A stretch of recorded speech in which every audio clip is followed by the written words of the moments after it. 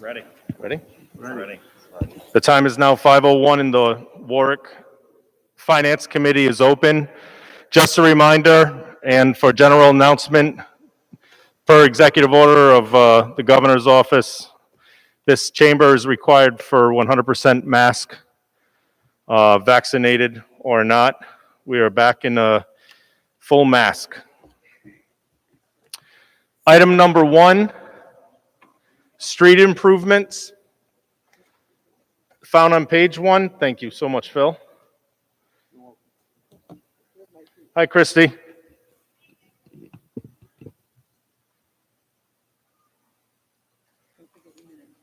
Oh, yes.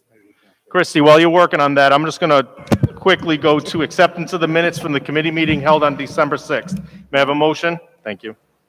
Second. All those in favor? Aye. Thank you.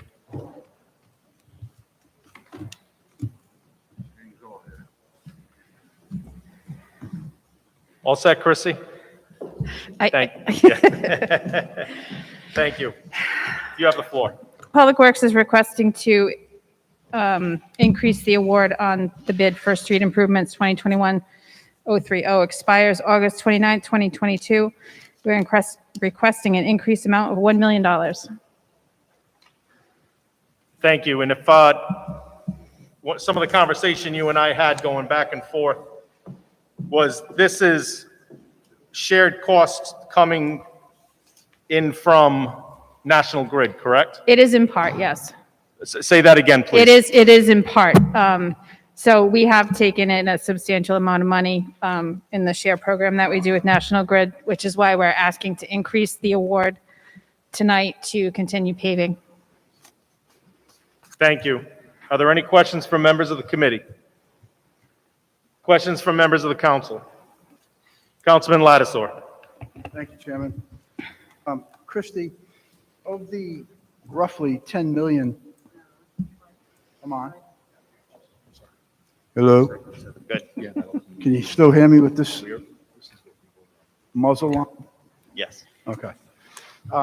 Christie, of the 10 million roughly 10 million that we've approved in the past, how much of that has been spent? $6,312. I'm sorry, $6,312,607.54.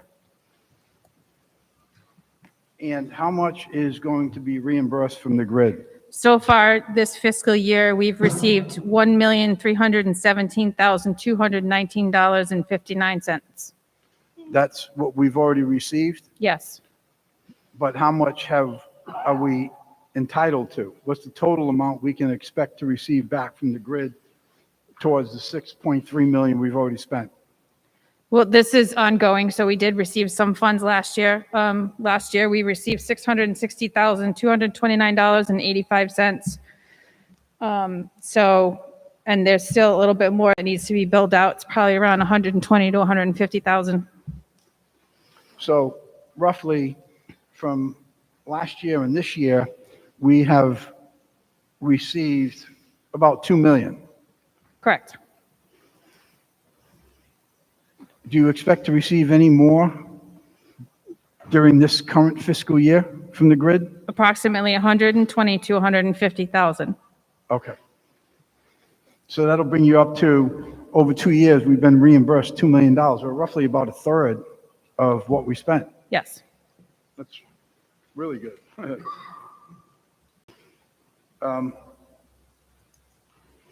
Now, with this additional $1 million that you're looking for approval on now, I assume Miozy and Cotty are going to be holding the line on the pricing that we currently have? Yes, that was already determined. They both agreed to, at a previous council meeting, it was brought before, they both agreed to hold their prices for an additional year until August 29th, 2022.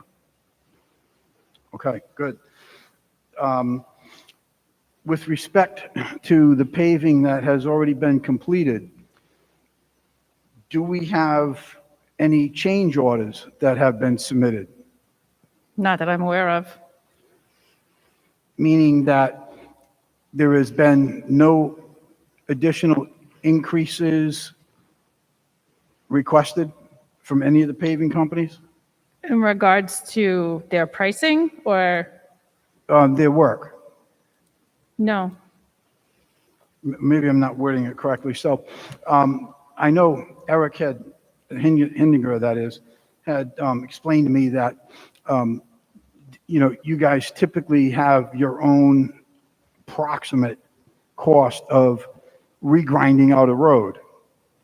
Has any of the areas that have been done to date gone beyond the projected forecast of DPW? So it could be possible, and a lot of times they come in under. So what Eric does is he takes the width, the square footage of the road, he calculates it times whatever, whether we're milling and overlaying or reconstructing. He does the math out and gets an estimate of what we think it would cost us to resurface a road.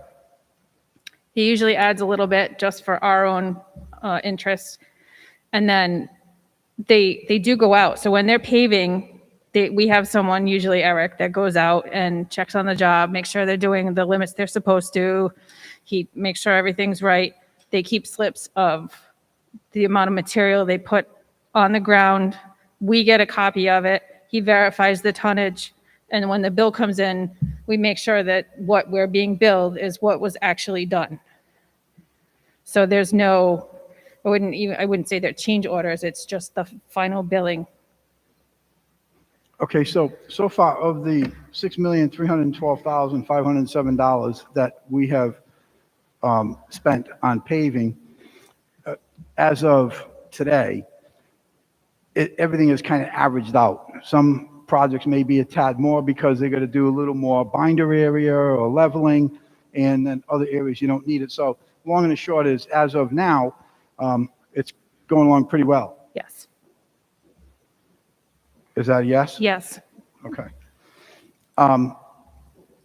I just want to make a general comment for all of my colleagues. I don't know how closely anyone is watching the paving that's going on, but I have recently had an opportunity to watch it, I would say, pretty closely.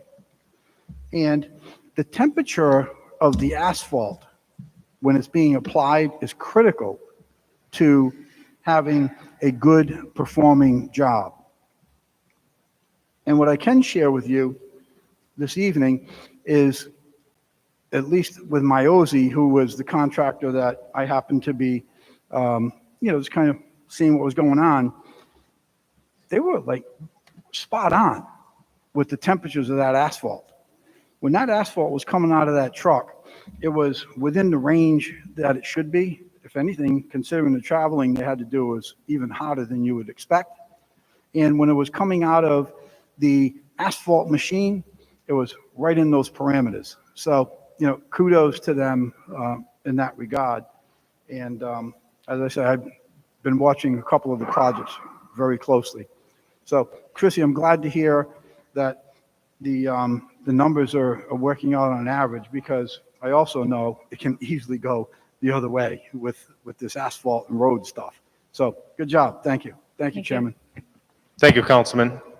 Are there any other members of the council that would like to discuss bid 2021-030? Any other members of the council? Any members of the public? Any members of the public? Thank you. Next item up for discussion is bid 2022-047, found on page 13. This is crack seal and micro surfacing. Christy, thank you. This is in part a new bid to the department. We generally have a bid for crack sealing. We are also now including microsurfacing. So we are looking for an award of $475,000. It'll be 1 year from date of award. Thank you, Christy. Are there any questions from members of the committee? Questions from members of the committee? Questions from members of the council? Councilman Ricks. I just wanted to say that I was reviewing the position paper on this. I think it's a great initiative to lengthen the life expectancy of our roads. thank you for your work on this. Thank you, Councilman. Councilman Lattisaur. Thank you, Chairman. Christie, I tried to open up the YouTube video that you had attached, and I couldn't get it to open. It was telling me, like, this is, like, dangerous, don't do it, whatever. So I don't know, maybe it was just my email that was I'm going to affected. let Director Earls explain the process. Okay, yeah. So Eric, what I'm looking for is, I had looked into something, I don't know, probably 4 or 5 years ago. It involved a machine, and it was like filling potholes and doing crack filling and all that other stuff. So I'm not sure if what you're talking about is the same thing or it's something different. And quite honestly, I don't know what the hell it is, because I couldn't get that YouTube thing to open up. So could you just give us a description? I mean, the principle, what you're talking about, totally support. I think it's a really good idea. I just want to understand it better. Sure. Did anyone else watch the video? Awesome. So real quick, right now, our pavement preservation program consists of 3 techniques. We crack seal, and then we mill and overlay, and then we reclaim. So this will be a bridge between crack sealing and mill and overlay. All right, so this will be an application on roads that are starting to show some deterioration, but still have their shape, still have their form. They don't have significant potholes, but they're starting to show some cracks and some oxidation, like the oils have dried out of them. So it kind of catches them at that point right before they fall off and they require mill and overlay. So the process itself is, essentially they go over it with, it's like a really heavy emulsion with some small stone and aggregate in it for some structural integrity, but it's only 3/8 of an inch thick. So what it does is it kind of rejuvenates the existing asphalt to fight the oxidation. But then because of the flexibility of the material going down, it's essentially like crack sealing the entire road. And when you're done, it looks like you've just paved the road, but it's about half the cost of your typical mill and overlay. It's $6 per square yard, where our mill and overlay prices now are about 12 or 13. And it gets us an extra 6 to 10 years of life from that road. So what we're looking at, is kind of a pilot project. We're not sure how this is going to work. Other municipalities have had a lot of success. One of the important things is that you choose the right candidate. You don't want to choose a road that's too far gone, because it's just going to fall apart, and then it's going to look like it was the technique that was wrong. So we're working with the vendor on the proper selection. And once we do that, we're going to kind of hold it up as like, okay, this is what this can do. And then we'll see whether or not, it's the kind of bullet we want to add to our gun, so to speak, right? So then we'll have multiple techniques, and it'll really allow us to stretch our paving dollar rather than waiting for roads to get to the point where we have to do the mill and overlay like we did in your neighborhood. Had we caught that, 2 or 3 years ago, we would have been able to put essentially a brand new road down for half the cost. So that's what this does for us. Good. No, thank you. I appreciate the explanation of the process. And as I said in the beginning, I think it is a really good idea. Thank you. Thank you, Chairman. Thank you, Councilman. Thank you, Eric. Are there any other questions, concerns from the council? Any questions, comments from the public concerning bid 2022-047? Any questions, comments from the public? Hearing none, we'll move on to bid 2022-276. Purchase of a 2005 E1 rear mount aerial platform vehicle. This is found on page 16. Good evening, Chief. Good evening, Chairman. Peter McMichael, Chief of Warwick Fire Department. The fire department is requesting a 56-6 to purchase a 2005 E1 ladder truck from Greenwood Emergency Vehicles for $75,000. Funding would come from account 35330, apparatus maintenance and repair. This truck is fully equipped with all ground ladders. It is also equipped with a 10 kilowatt generator and all emergency warning and scene lighting. There are several reasons why the department is requesting to purchase this truck. The Warwick Fire Department currently staffs 3 ladder trucks throughout the city. Ladder 1, located here in Apponaug, has been in service as a ladder truck, but out of service. The aerial has been not functioning for several weeks now and is in need of extensive repairs. Our only reserve truck is ladder 4, we refer to it as, is also out of service and also in need of extensive aerial repairs. We were made aware of this truck's availability and brought this forward to the administration as an option. Instead of putting more money into these other vehicles, putting it towards this truck. This truck has about 52,000 miles on it. It's a 2005. If purchased, this vehicle would allow us to have 3 functioning ladder trucks in our city.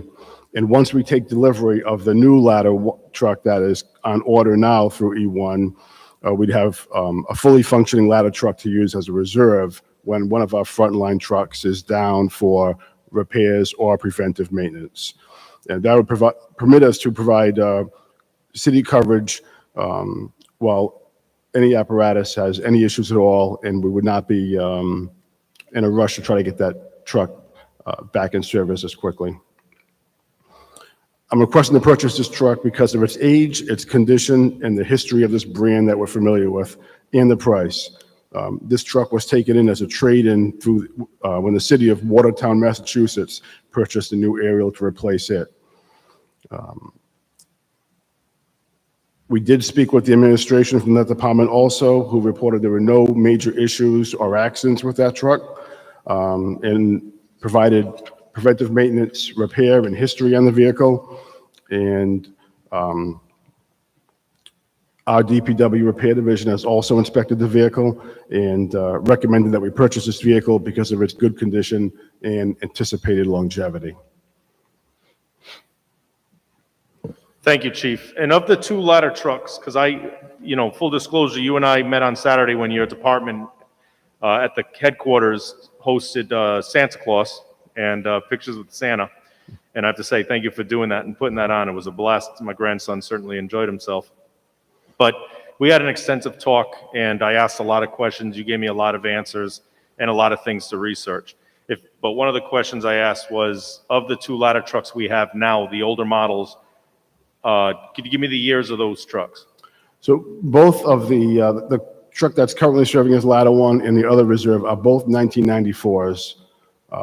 One requires about $52,000 worth of repairs to be serviceable, and the other one is around $40,000 of repairs to be serviceable and to be able to be used as a ladder truck. We just do not think that that is a wise investment or a wise use of taxpayer funds. This truck that we're looking at here is newer. We're familiar with the brand. It's been inspected. The history of this type of truck does have a long history, and we feel like this was, they're asking far below market value for this truck, and it was too good of an offer to not try to pursue. So thank you, Chief. And one of the other comments was, you made an interesting comment just now, was it'll be a true ladder truck. And one of the issues from when we spoke about it was right now the major repairs that one of the ladder trucks and maybe both the ladder trucks need is the ladders don't work. That's right. The aerial device does not work. Really, we use the truck because it's able to carry a amount of ground ladders that we would raise manually, but the aerial device on the top of the truck, which is the main purpose of the truck, is out of service.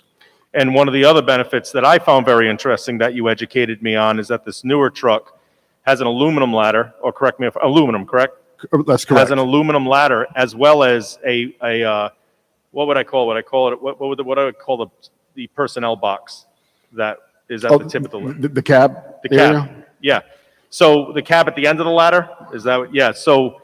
The bucket, you're referring to the bucket on top of the truck. Okay, Yes. thank you. I didn't know what the official Yeah. word. So the bucket, unlike the other 2 ladder trucks, this has a bucket, which means you can attack the fire from 2 different angles. You can have 2 hoses up there, but also it's a safety issue where now the fire, if they have to pull someone or rescue someone, or they have something to put them in instead of being at the edge of a ladder and taking the time to, even though they still buckle them up, you can respond more rapid with this with this. That's right. There's a lot of advantages to this type of apparatus, and this is very similar to the type that we have on order as well.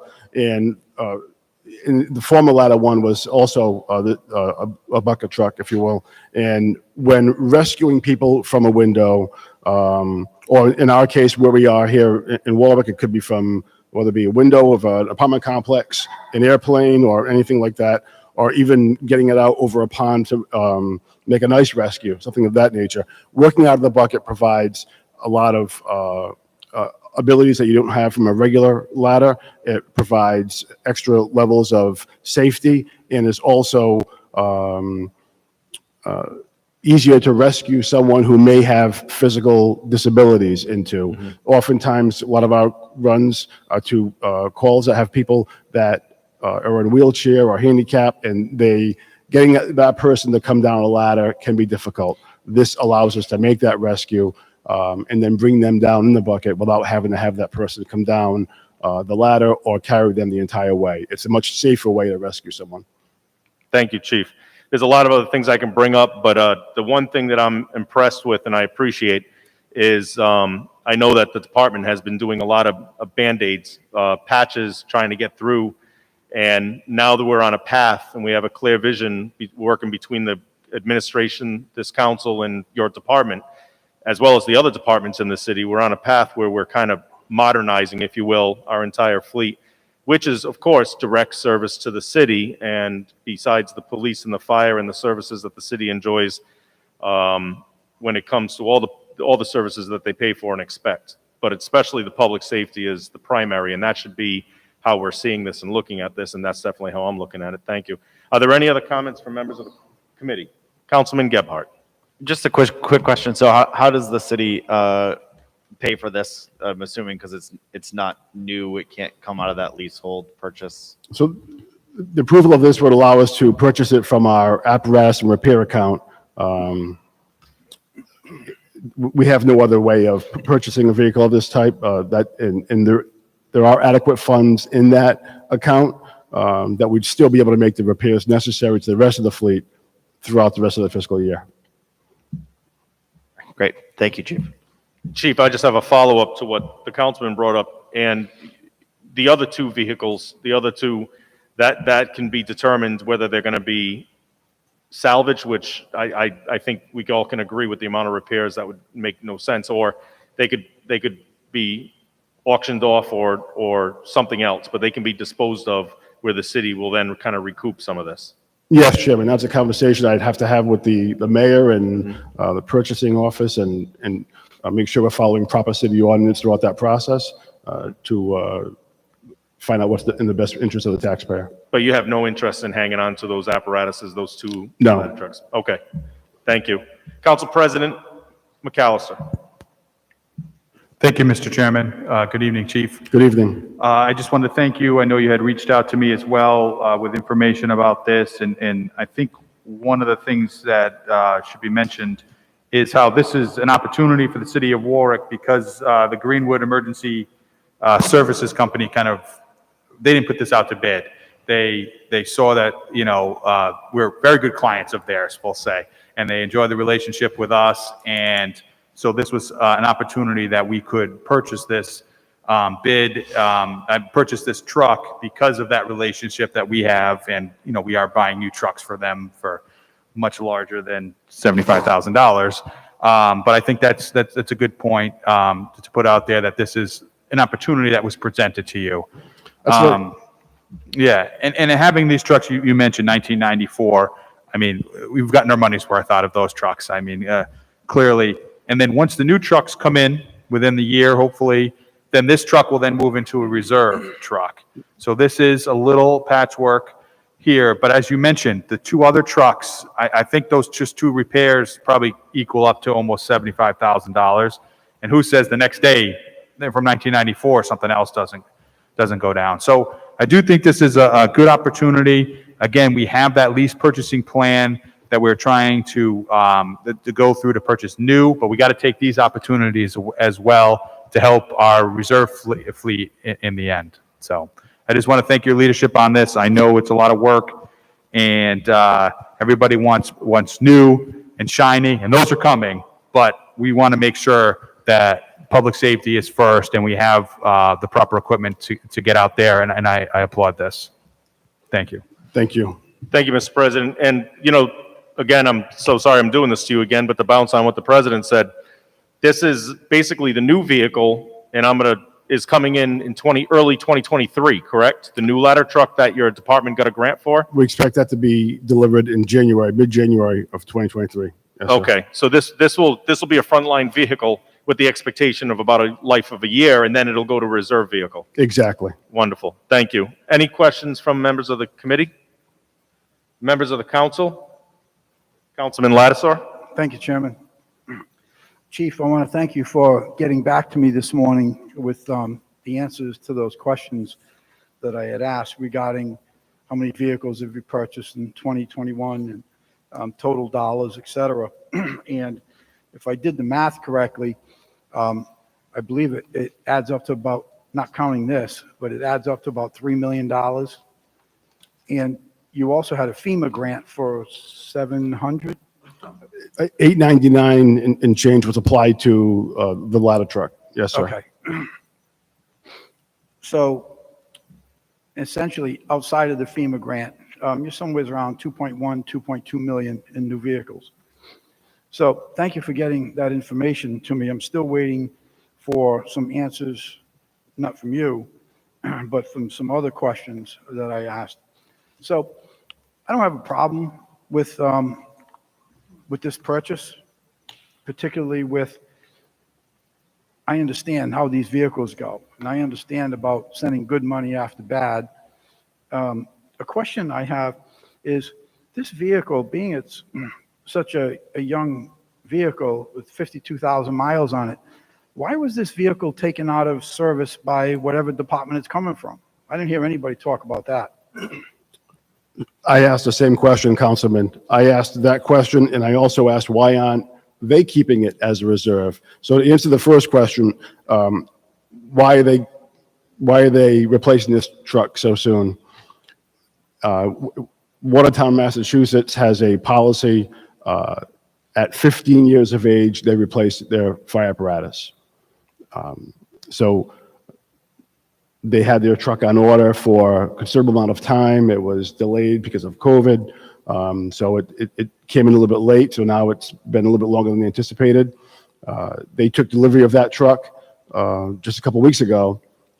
And that's how we found out that this truck was becoming available. That we saw this truck at the dealership while we were meeting about our order. And I asked some questions about it and knew it would be becoming available. And because of the amount of business we've done with them, we secured the first right of refusal on this truck. So they have a policy at 15 years, they replace their apparatus. And I learned this through the questions and discussions I had with their administration to ask these questions. And then I asked, why aren't you keeping it as a reserve? And they don't have the space to store it. So they don't keep their ladder trucks they don't keep a reserve ladder truck. They staff 2 of them. They're also purchasing another one to replace their other ladder truck next year. So they're going to have 2 ladder trucks. They don't have the space to store it. So they just don't maintain a reserve fleet for it.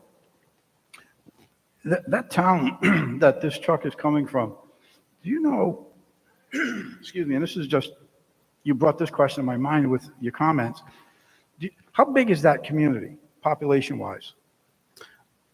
I don't know population-wise. I do know it's a much smaller department area than we are. They only have 3 stations. 3? 3, Okay. That's right. And obviously, they put on a lot less miles because this is a 16-year-old truck with 52,000 miles, so they're averaging about 3,500 miles a year. Not bad. Yeah, you're correct. And how many miles on the truck we're getting rid of? Or replacing, I should say? So the truck we have here, if you look at the odometer, it'd be very low, only in the mid-30s. However, the engine that's in that truck has a considerable amount of miles on it, probably over 150,000 right now. That engine was not the original engine to that truck and was put into it from one of our older vehicles. And so that truck, that engine has over 150,000 miles on it. So the truck that we're replacing only has, the odometer says 32,000? On the odometer, but that's not accurate to the engine. So we had to put a new engine in a truck with 32,000 miles? That's right. And how come the odometer wasn't continuing to work after we put a new engine in? It does, but the odometer doesn't show that it has a new engine inside of in the truck. The odometer is just strictly the odometer that shows the miles that truck has traveled.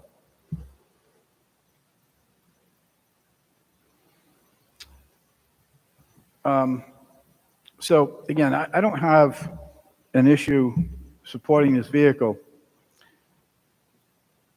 but I also know that we have other departments, and I know we're working on them. As an example, as we know with DPW, we had 8 vehicles down again last week. So I'm asking questions here on the council floor because these are questions taxpayers have. Calling you on the phone and talking about something doesn't educate the taxpayers who are calling me. So I'm just looking for, sharing the wealth, so to speak, that there are other departments, like we got one tonight for the tree warden. I'm 150% on board with that purchase because we got one truck. And we all have issues in our wards, every single one of them. So I asked the questions today, actually Friday, that you provided me with, because I need to weigh this out in my head, as to where is everything going with each department. And again, thank you for getting back to me on that. And I support the issue with this vehicle, and I appreciate the answers to the questions. Thank you, Chairman. Thank you, Councilman. Any other questions from members of the council? Questions or comments from members of the public? Questions, comments from members of the public? We're going to move on to the final item. However, I have a question for the solicitor. If we look at the final item that is over the 50,000 threshold, it is bid 2022-278. However, I would like to also bring in as an attachment to that and give the department an opportunity to speak about 2022-033, which is it's the 2 last items on the packet. I would like to bring them in because one leads into the other. Is there any issue with that if I go ahead and speak on that? And then it segues into the other one?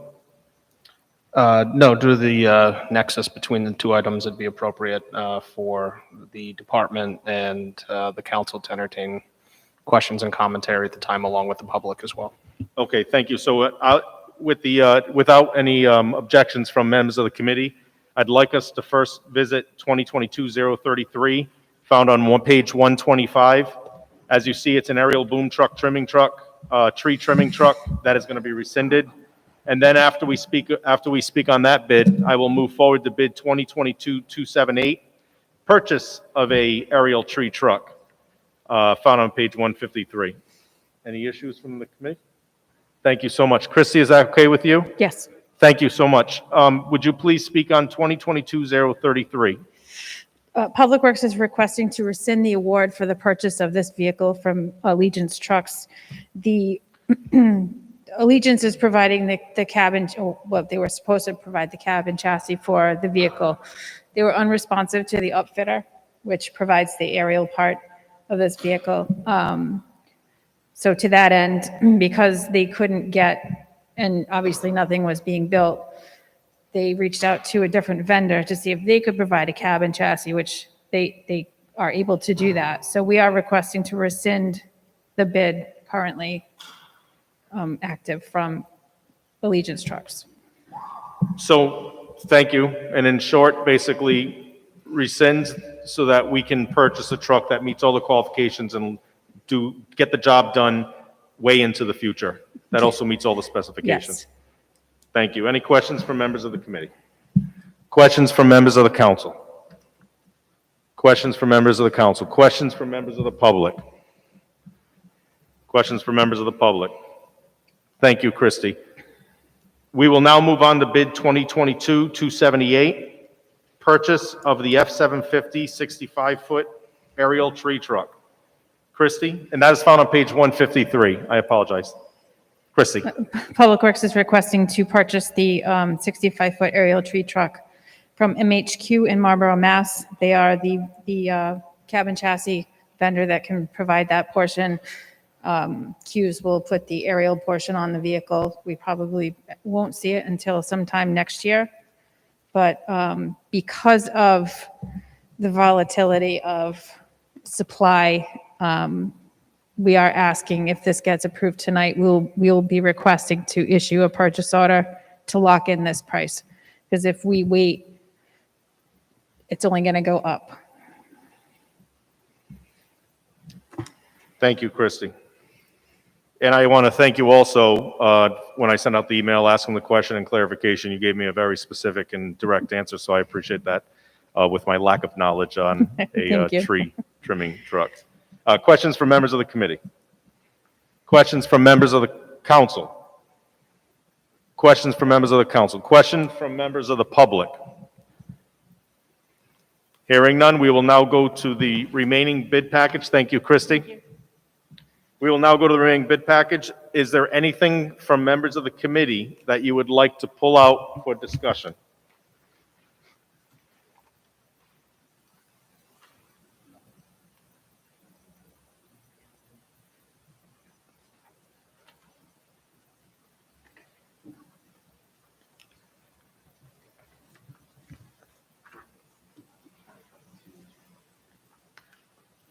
Twenty 249. What would you know?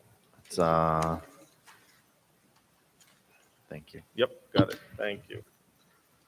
So I have the request from Councilman Gebhardt to discuss bid 2022-249 found on page 69.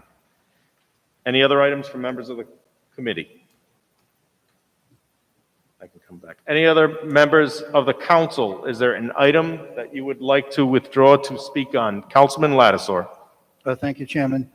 Item number 6, 2022-262, emergency lighting equipment, found on page 36.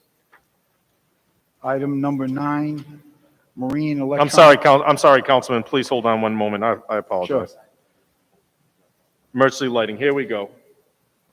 Got it. And that's found on page 36. Yes, go ahead, Councilman. Continue. Thank you. Item number 9, marine electronics and installation, found on page 69. That'll be discussed, request of Councilman Gebhardt. Okay. Number 10, 2022-254, firefighting vessel maintenance services, found on page 74. 2022 No, I'm all set with that. I had gotten the answers to my questions on that. I'm all set with that. The last one, I think, is number 11, 2022-257, found on page 77.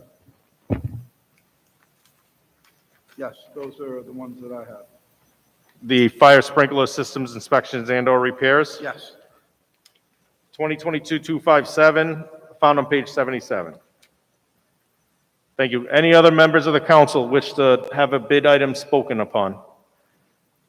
Any other members of the council would like to speak on a bid item? Thank you. Any items from the bid package that a member of the audience would like to speak on? Hearing none, we will go in order. So Councilman Lattiser, we'll begin with you with bid 2022-262, emergency lighting equipment on page 36.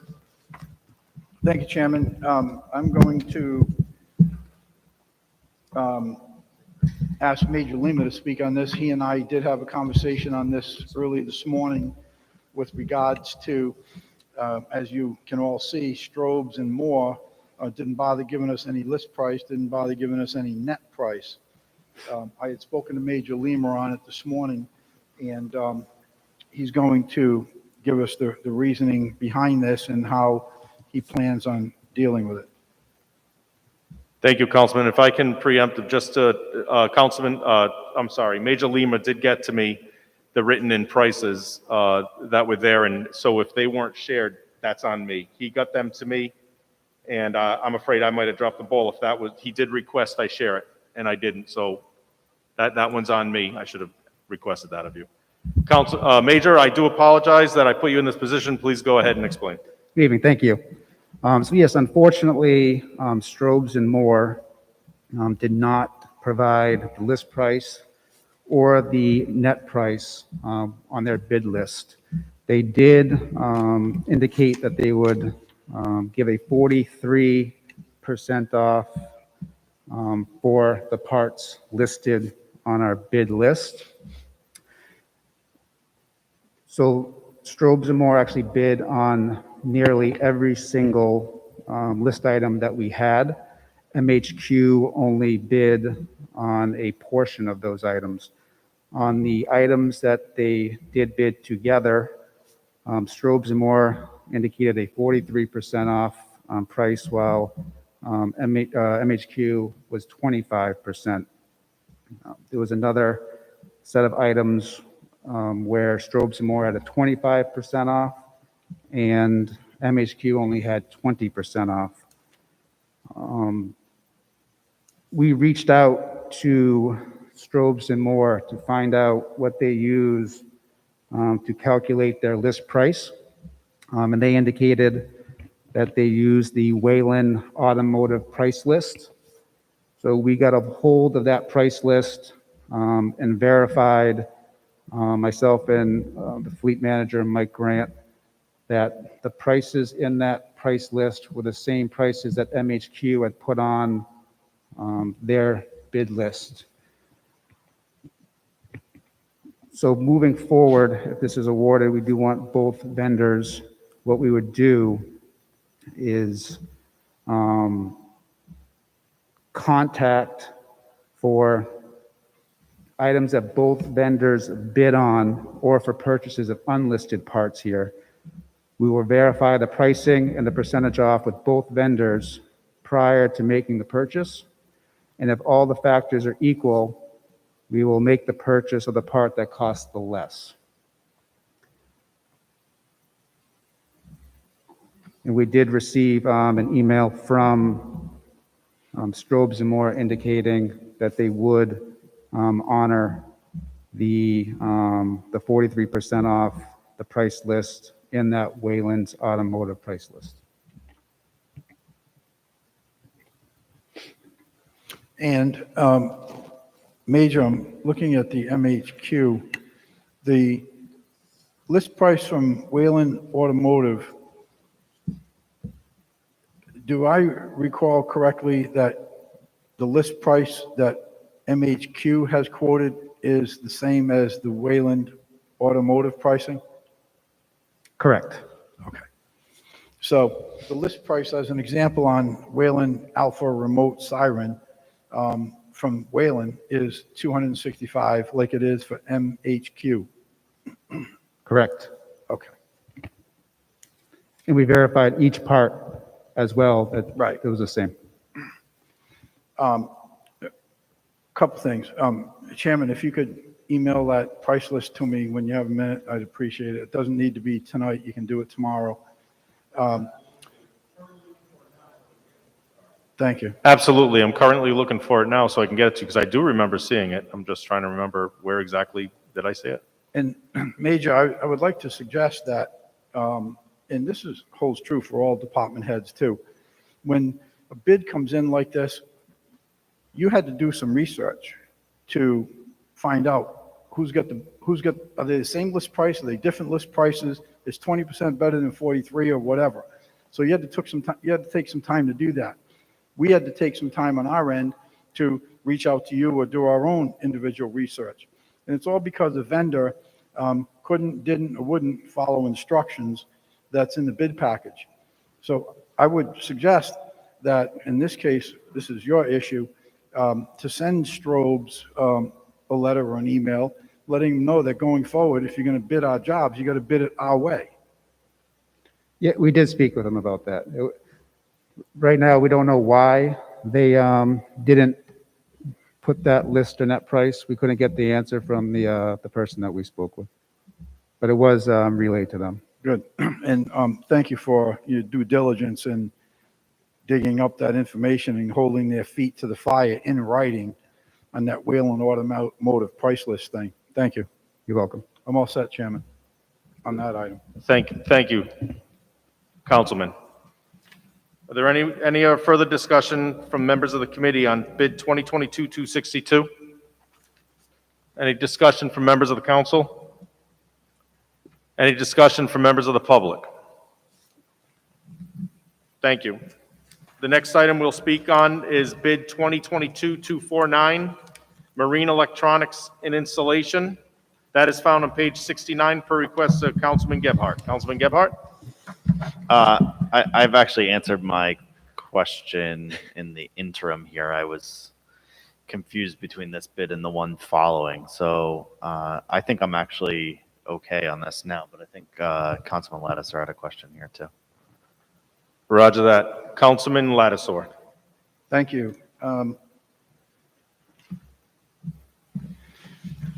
So obviously, you're looking to award this to both vendors. K Electronics for the component parts are significantly higher than Donatini Incorporated. I think I'm pronouncing that correctly. And even if we pull back to 7% for a local vendor, they're still 6+% higher than their competitor. So it appears that the reasoning for both of these is because of the significant differential between K Electric and Donatini on the labor rate. Correct. We noticed the same as you did, that the equipment prices were significantly higher from the local vendor. That's not local, but a Rhode Island vendor. They're actually out of Bristol. And that the labor rate, being a local vendor, was significantly lower. So we did reach out to each of those vendors. The vendor in California was willing to sell us the equipment and not install it. And the vendor in Bristol was willing to install the equipment without us purchasing it from them. So the plan going forward would be to, if the supply, in the current climate it is with supply issues, if the California company comes through with that price into us after we award the bid, we would purchase the electronics that we need for those vessels from that company, have it shipped here, and then deliver that to, if necessary, to the place in Bristol and have them provide the installation at that much reduced labor rate. And you could actually have that equipment shipped directly to K Electronics too and avoid the third party thing. I'm sure we could do that, yeah. I read the position paper on it, Chief, and I mean, I agree with it. It makes sense to me. I think you did a good job in negotiating that arrangement. Is that arrangement something that you have from them in writing, that they'll install other companies' pots for $120 an hour? I don't think we got it in writing, but we can sure go ahead and reach out to them and try to get that in writing for you. I, for one, would feel a lot more comfortable if you get it in writing, because vendors, as we've been seeing lately, have a way of changing the deal, sometimes even when it's in writing. But I would feel a whole lot better for it if you got a commitment from them in writing that, you know, they would be willing to do that for you. Right, Because it's a vendor we're familiar with, and if we've done business with in the past, we have no reason to, you know, not believe. I know things in writing are better, but we have no reason to believe that they would be facetious on when we ask them that direct question. We do some business, quite a bit of business with that vendor. Okay. If you're comfortable with it, it's fine with me. Thank you, Chairman. I'm all set on that one. Thank you, Councilman. Any other discussion from members of the committee on bid 2022-249? Any comments from members of the council on bid 2022-249, members of the public? Members of the public, thank you. Bid 2022-257, fire sprinkler systems inspections and/or repairs, found on page 77. Councilman Lattisour. Thank you, Chair. Hold on one second.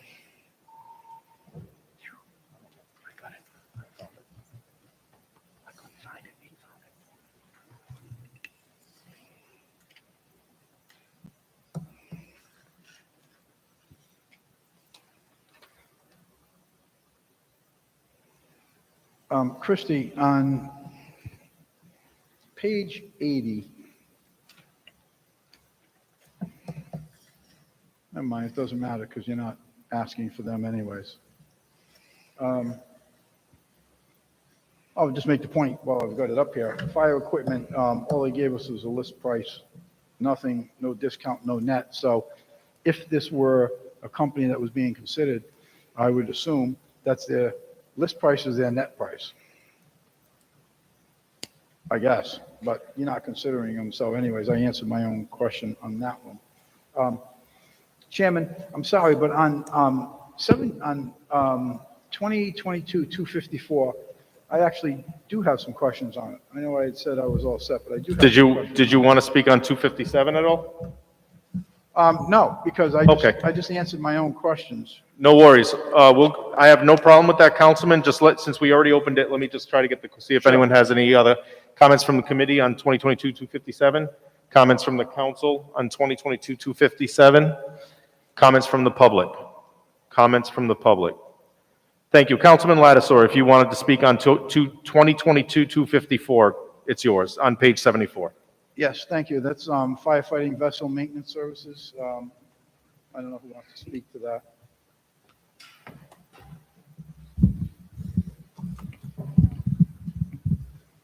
Chief, thank you. I understand that this is, I believe this is a FEMA grant. Correct. It's actually, it's a federal grant filtered through the Rhode Island Emergency Right. Management. It's a REMA grant.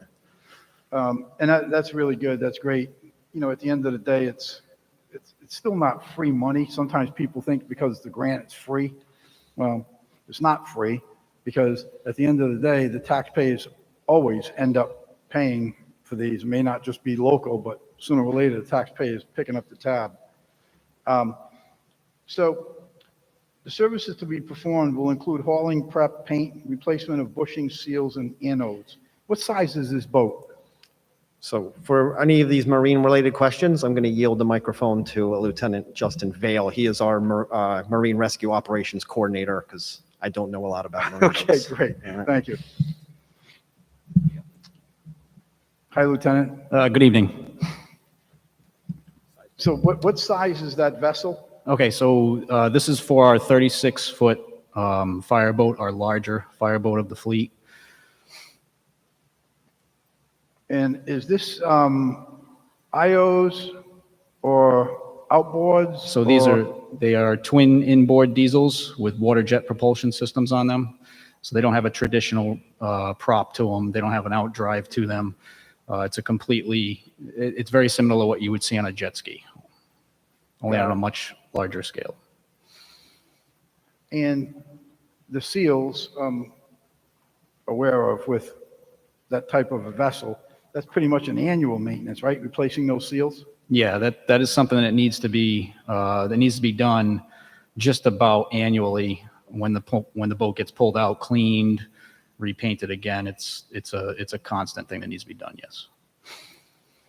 And for anyone that's maybe not so familiar with marine vessels, tell us how expensive it can be if those seals are not changed and water enters into places it's not supposed to be.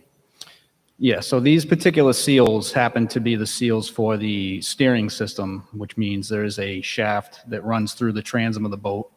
It is below the water line, and the transom is the back of the boat. It is below the water line, so it is constantly submerged at all times. If this seal was to go bad and fail and have a catastrophic failure, we would be at the point where the amount of water coming in might not be able to be ejected in enough time before the boat becomes in a very dire situation. As of right now, the seals that are in there now have some slight seepage to them. So there is some water coming in Right. on a little basis, but the bilge pumps within the boat are large enough capacity to keep up with that water flow that's coming in. So they haven't failed. Well, they have failed, but they haven't failed so much in a way that it's going to risk losing the boat for any reason. And if those seals were to fail when the boat is of the worst opportunity on a rescue mission of some sort, those bilge pumps are not going to be able to keep up with that amount of water coming in. Is that a fair statement? That is a fair statement, and in particular, the bilge pump that's left, that's in the aft and the rear of the vessel. If that one can't keep up with it, there's another bilge pump that's available, but if any of these bilge pumps fail while that's happening, then yes, they won't be able to keep up with it. Absolutely. If the aft bilge pump fails and the forward bilge pump has now got water up to there, you've got 2 to 3 feet of water in the aft end of that boat. Yes, that's correct. The bushings that need to be replaced.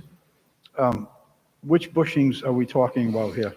So on the jet propulsion systems, each jet has a deflector bucket, which to put it as basic as I can, it helps you determine which direction you're going to be going, forward or reverse. That bucket deflector moves up and down. The steering nozzle, which directs the thrust of the water jet, which takes care of the steering for the vessel, obviously goes from right to left. These are plastic bushings that are essentially there just to protect the metal parts of the vessel, but with salt water and constant use and friction even being in the water, these bushings are something that is required by the manufacturer to be replaced anytime that the jets themselves are disassembled for cleaning and painting. Right. And the anodes, those are the zincs, That is correct. Yep, Which- they're the sacrificial. sacrificial Yep. metals. Yep. Lieutenant, do you have, because I don't see it in my package here, do you have a breakdown of the projected costs for these repairs? You're looking for approval of up to $10,000, right? That is correct. Just, give me 1 second, if you could, please, Councilman.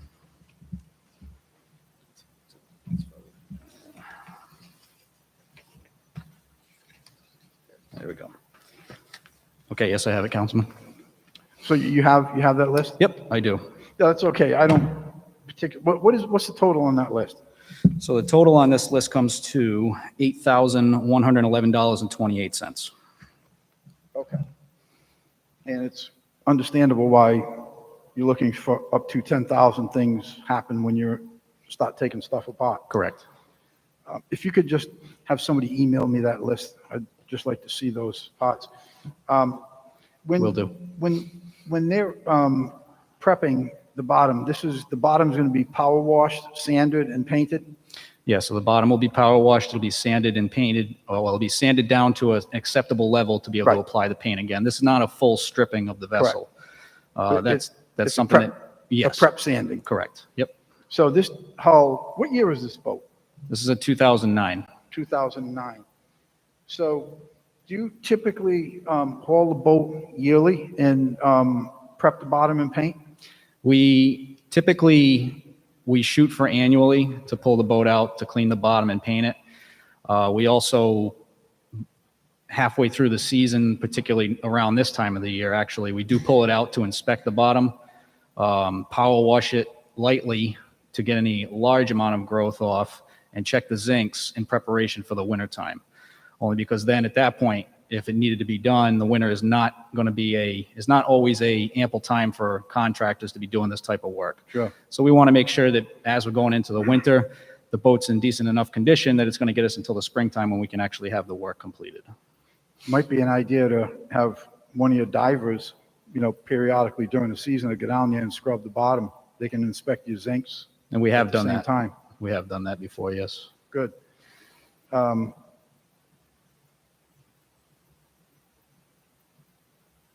Oh, that was the question. So 2009. So this boat isn't anywhere near the time frame where you need to have that bottom soda blasted or anything like that, right? It all depends on what the condition is based on what the contractor finds when they power wash and paint. If they find there are a lot of issues with the barrier coat, because it's an aluminum vessel, there's a special barrier coat that needs to go between the ablative bottom paint, which is designed to peel away Right. as time goes on with the growth. And if they determine that there's damage to the barrier coat or if there's damage to the aluminum where it warrants needing to power to soda blast or sandblast the bottom for a complete refinish, we go on that recommendation. Sure. And your barrier coat, it's a different color than your finish coat? It is correct. Good. Yeah. Okay. Thank you, Lieutenant. And for what it's worth, I've heard some good things about your skills and your ability out there. Thank you. I appreciate it. Thank you.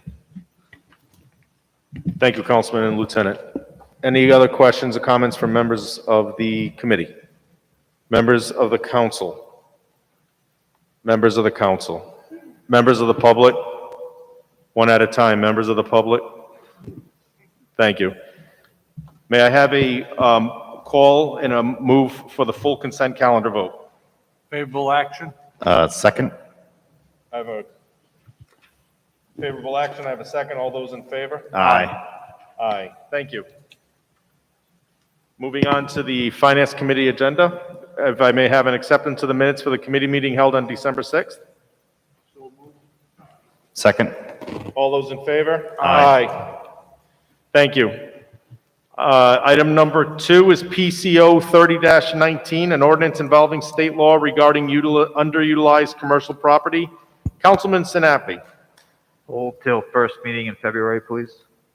We have a request to hold until February 13th. May I have a motion?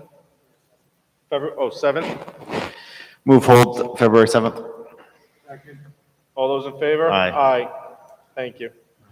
PCR 195-19, a resolution establishing a commission to study health insurance benefits of Union City employees. Councilman Sinapi. Pending file, please. Solicitor, is that require a vote from this committee? Yeah, Pending file. Withdrawn. all right. Okay. Move that to the pending file. All in favor? Aye. Aye. Thank you.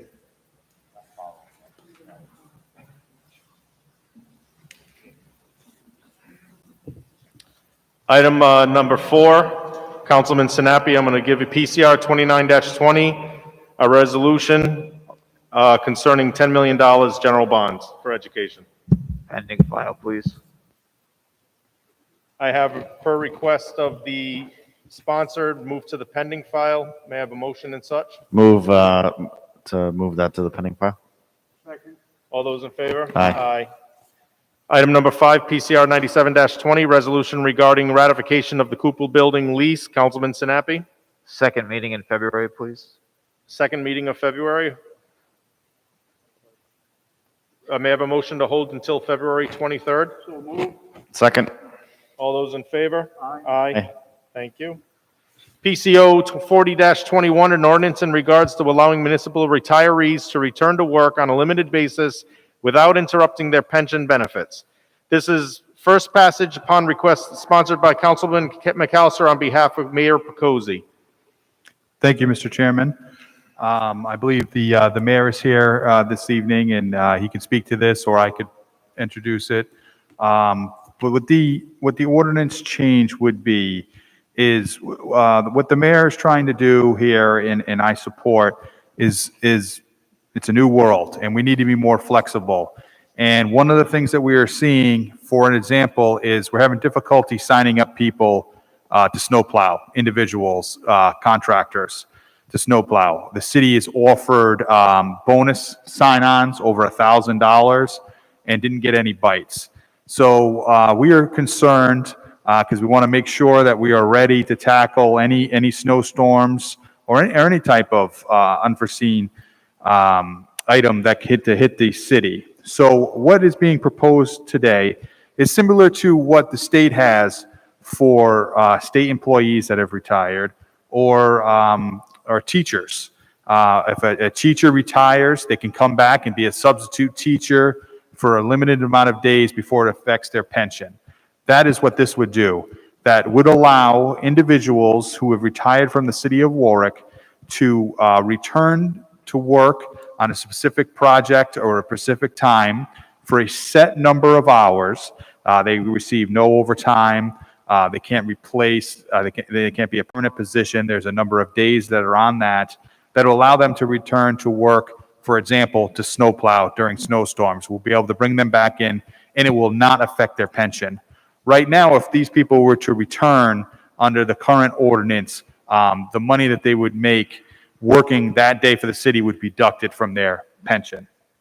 So this is just trying to give the city a new option. I think it's a great idea that the mayor brought forward that allows us a little flexibility, and it offers, if a retiree doesn't want to come back and do any work, they don't have to do that. It just gives them that opportunity. So I do want to thank the mayor who is here today, so I will let him speak to this as well, but it does have my full support. Thank you. Mayor, good evening.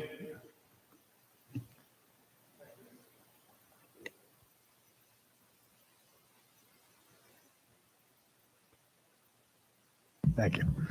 Thank you, Mr. President. Councilman McAllister covered it pretty well. What this will do is give us a pool of experienced workers for snowstorms, hurricanes, things of that nature, to bring in an extra mechanic during these storms. When we have people out, it would have come in handy during the COVID period. We can bring back workers that are already trained, already experienced. They know the plow routes, they know the trucks, things of that nature, and that's what we're looking to do here. Steve Rotundo, the Personnel Director, is here to answer any kind of technical questions of how it would affect everything. Thank you, Mayor. Are there any questions from members of the committee? Councilman Gebhardt. Director, I guess this question's for you, just in terms of the mechanics of the limits on hours and days. Does the city have a process for tracking that? Yeah, what I would well, we don't because we don't have the law yet, but what I would recommend, can you hear me? What I would recommend is that we would simply code this, just as we do for, say, a temporary employee. You know, we have a separate payroll code for temporary employees, so at any given time, if we need to see how many temporary employees we have, how many hours they've worked, we just pull it out from our database. So we would simply code this, call it 75-day rule or whatever, and all people paid would be coded as such, and therefore we could track it pretty easily. We would ask the departments to track it also, but we, within the Human Resources Department, could at any given time drop, you know, a file down and take a look at how many people are working at that level, how many hours are being paid, and so on.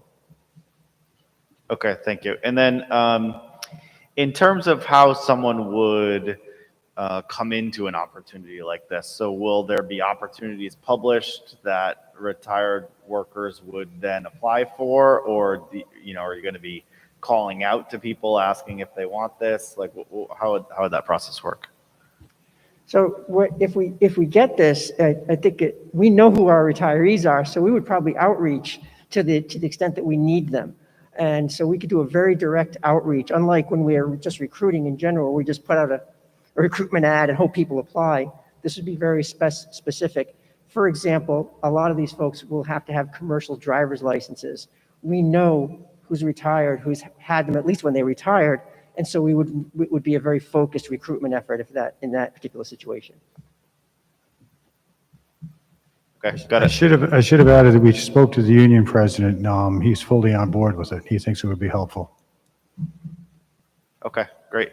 And then in terms of accepting one of these temporary roles, would all of our existing hiring practices for, you know, a new employee apply to these temporary roles? This would be a pool of people we'd call in. We wouldn't be able to go through a hiring process because there may be a blizzard coming in 3 days and we need more help. Eric Earls could probably speak to the way he would implement this. He would take advantage of it if you'd like to, Eric. I mean, most of the people we're going to be bringing in are going to be highly skilled, you know, CDL required, diesel mechanics, things of that nature. Not many guys retire as laborers.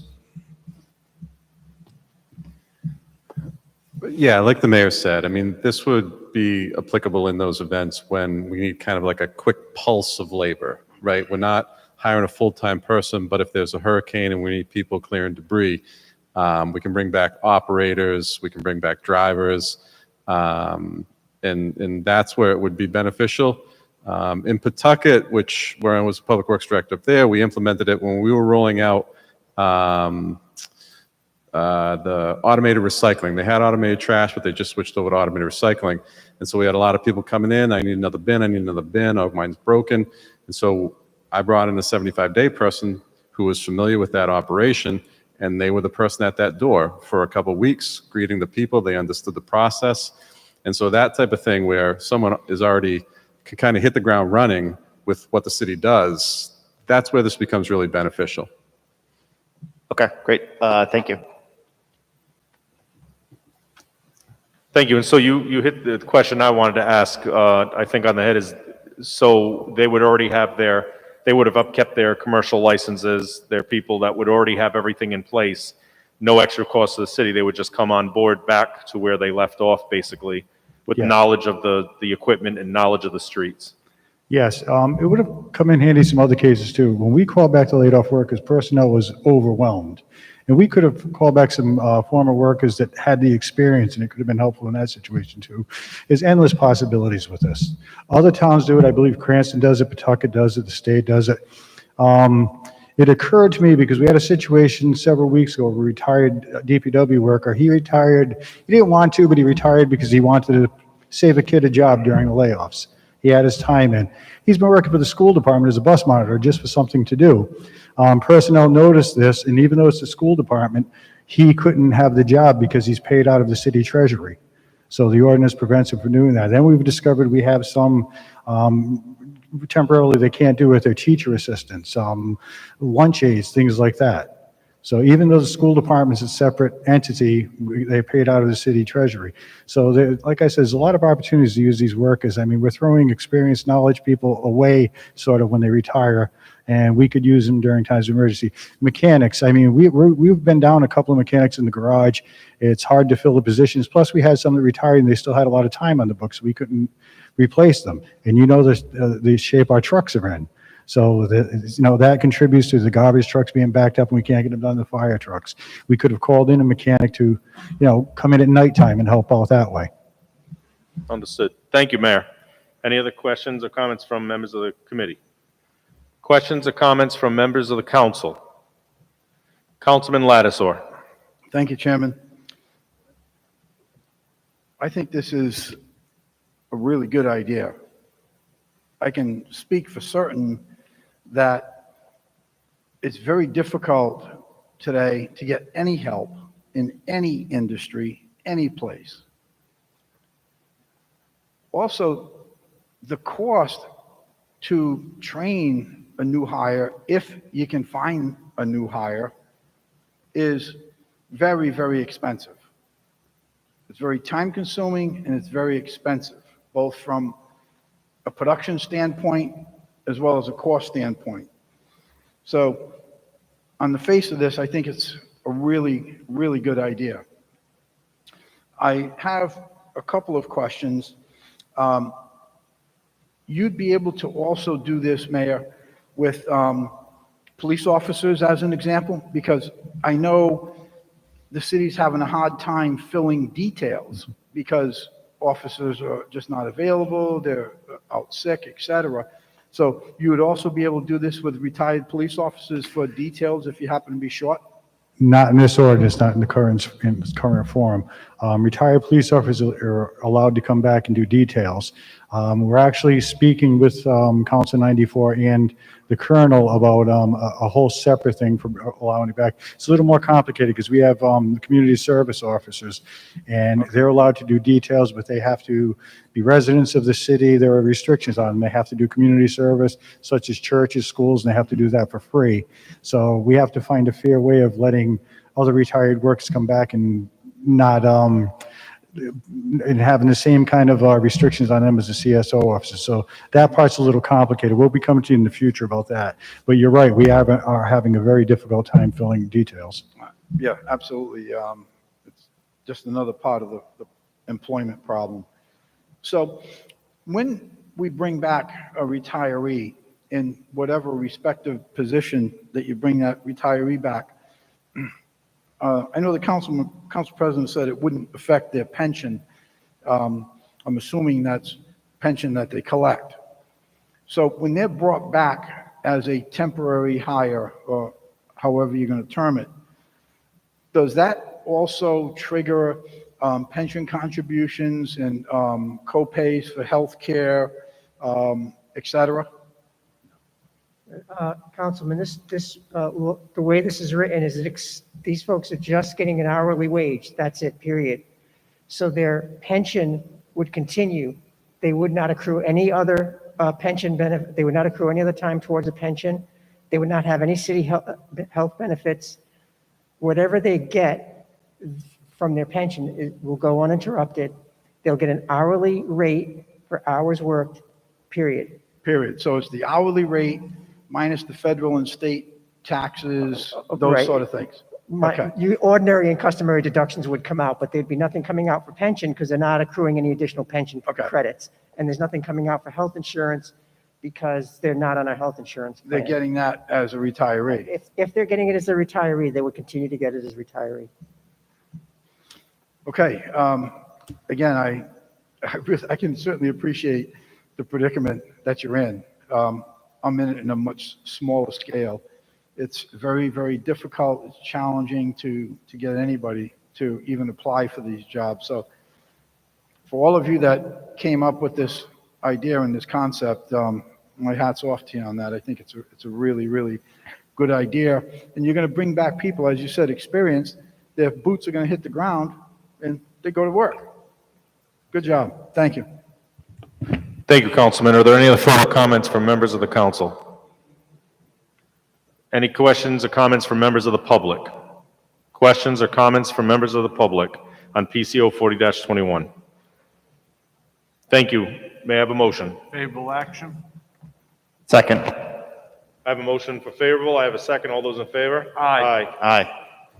Thank you, Mayor. Item number 7, PCR 157-21, a resolution authorizing the adoption of the Trust OPEB funding program. Council President McAllister on behalf of Mayor Picozzi. Thank you, very much, Mr. Chairman. I am going to have the Finance Director, Mr. Schaefer, present this for us.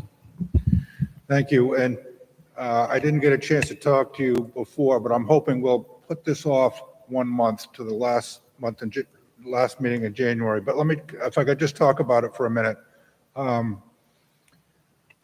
There's 2 reasons for this. First, Chairman, remember we met at the retirement board, met out at the library last week. Yes, sir. And I had a good conversation with our financial advisor. And another opportunity is to set up a 5th trust. We have 4 pension trusts: municipal, fire, fire 2, police 2. And another possibility is to do it that way, to have a 5th trust and have that investment manager manage these assets. I think there's challenges to that in terms of having a trust agreement that works. The trust agreement has been tested in 26 different districts around the state, cities, towns, school districts. They already have an IRS ruling that qualifies as a trust. We don't have that yet. But I want to do due diligence on this other possibility because they've been a wonderful investment manager and advisor for this city since 2004. And I just haven't completed that conversation. The second thing is, and this is my fault, the trust prepared a nice package on this whole thing, and I didn't get it in time to get it out to you. So my guess is that I will be up with this same proposal a month from now. I will be able to distribute this beforehand so that everyone has a chance to read it. I mean, one of the things that's of interest, basically, the cost to us. I'm sorry, Mr. Schaefer. Give me 1 minute, solicitor. The intent is to hold this for 1 month. He's making a statement explaining the purpose. Should that be something we hold until, or his general information statement's allowable? Thank you. Go ahead, Mr. Schaefer. Thank you. Well, we're going to hold it a month. I don't remember what I was saying. So I'll be back to you. You'll have better documentation. I think it'll be the same proposal, but I want to look at this one other possibility. Thank you so much. I truly appreciate you taking the time to make sure that everyone has the information that they can review it and get it done. And as always, looking out for the best financial interests of the city. I believe upon request of the sponsors, hold until January 19th. May I have a motion? So moved. Second.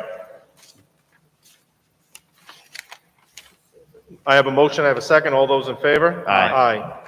Thank you. The time is now 6:22 PM. The Warwick Finance Committee is adjourned. Well, I mean, do we have something for everything? Get out. Thank you very much, Mr. Chairman. The next committee will be the Ordinance Committee.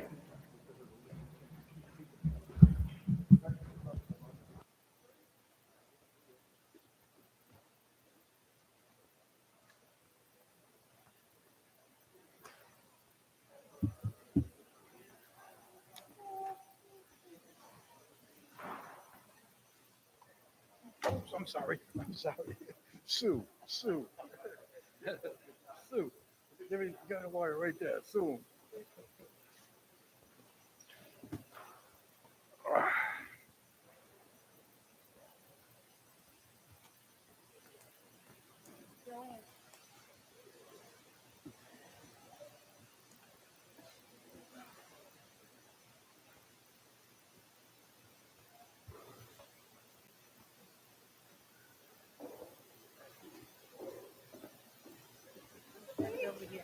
Oh, Jesus.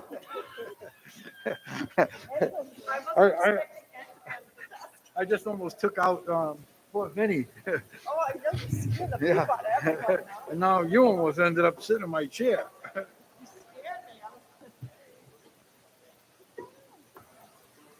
me. No, I couldn't finish.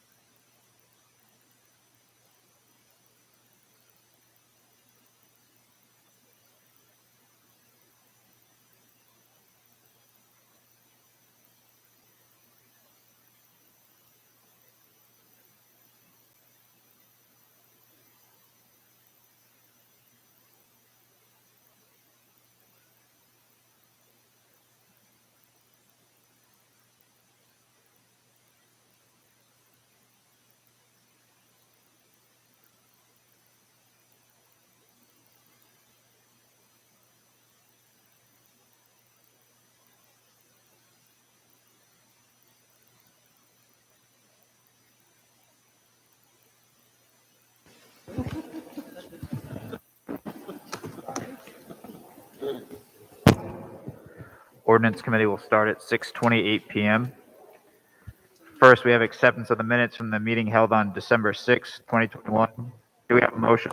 So moved. Second. Motion made and seconded. All in favor? Aye. Aye.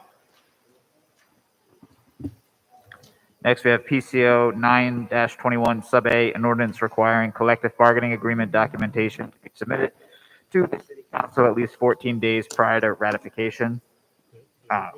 First, we have a little clerical change to make. We need to amend the docket title to say 14 days. It was correct on the bill itself and as noticed to everyone, but we need to fix the title. And just to be clear to the members of the committee and the council and the public, the item down before us is not being amended or changed. It is in its proper form. It's just a clerical error on the agenda itself. We are noticed for 921 Sub A, which is the same item. It just didn't get the full grammatical update from the amendments made at its first passage. So I'll move to change the title on how it appears on the docket to at least 14 days as opposed to at least So 30 moved. days. Motion made. Second. Seconded. All in favor? Aye. Aye. So now on the substance of the item itself, do any members of the committee have any questions or comments? Do any members of the council have any questions or comments? Any members of the public have any questions or comments? Seeing none, do we have a motion? Move favorable action, second passage. Second. All those in favor? Aye. Aye. Next, we have PCO 3621, an ordinance to prohibit parking on either side of Pender Avenue from pole number 12 to the dead end. This is Councilman Lattiser. This will be second passage. Yes, thank you, Chairman. We spoke about this at the previous meeting, and we do have a traffic study in here, and I would request favorable action. Any questions or comments from members of the committee? Any questions or comments from members of the council? Any questions or comments from members of the public? Seeing none, do we have a motion? Move favorable action, second Second. passage. Second. Motion made and seconded. All in favor? Aye. Aye. And I believe that is all for ordinance as of 6:30 PM. Thank you, Mr. Chairman. The next committee that we'll be meeting is the Public Safety Committee.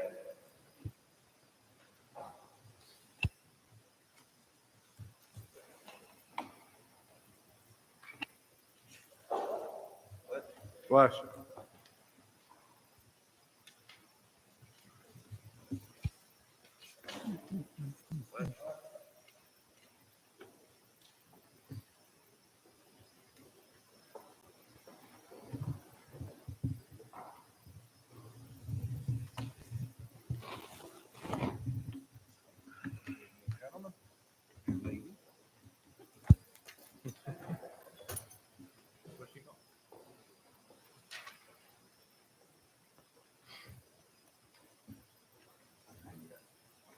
— 6:31.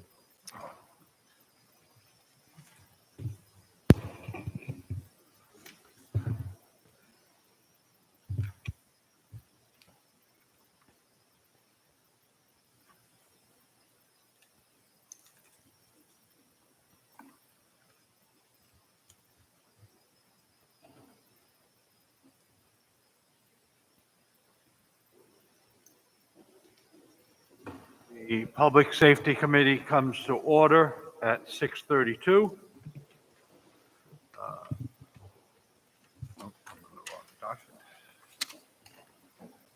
First item is the acceptance of minutes from the committee meeting on December 6th. Move to accept. Second. All in favor? Aye. Next item is the claim for Roy Williams in the amount of $1,400. The recommendation is for favorable action. A little background to my colleagues. I talked to Eric Earl on this. The three questions I had was there any indication that the power lines were lower than they should have been? There were none. It was truly the sanitation truck's fault. The other question I had was why there was not three estimates, even though the gentleman explained very well in his documentation, the electricity was totally out at this house, and it needed to be done ASAP, and it was. Mr. Earl was fully aware of it. And the third question I had was, the claim was not submitted within the time frame, but that was because the gentleman was there with DPW, with fire, with police, everybody on scene. He was not aware that he then also had to file a claim. And as soon as he was notified that he needed to file a claim, he did so. So in my estimation, all of the I's were dotted, T's were crossed, and I think we should award the claim in the amount and request favorable action. Any comments from the committee? Councilman Ricks. Thank you. Chairman, I completely agree with your analysis. And that's on record. Thank you. I appreciate that. Any comments from the council? Councilman Lattiser. Thank you, Chairman. So just to speak towards the amount, I can speak from plenty of experience. When these communication lines or these power lines are ripped off someone's house, it can do an extensive amount of damage. Far worse than what you're seeing here right now. The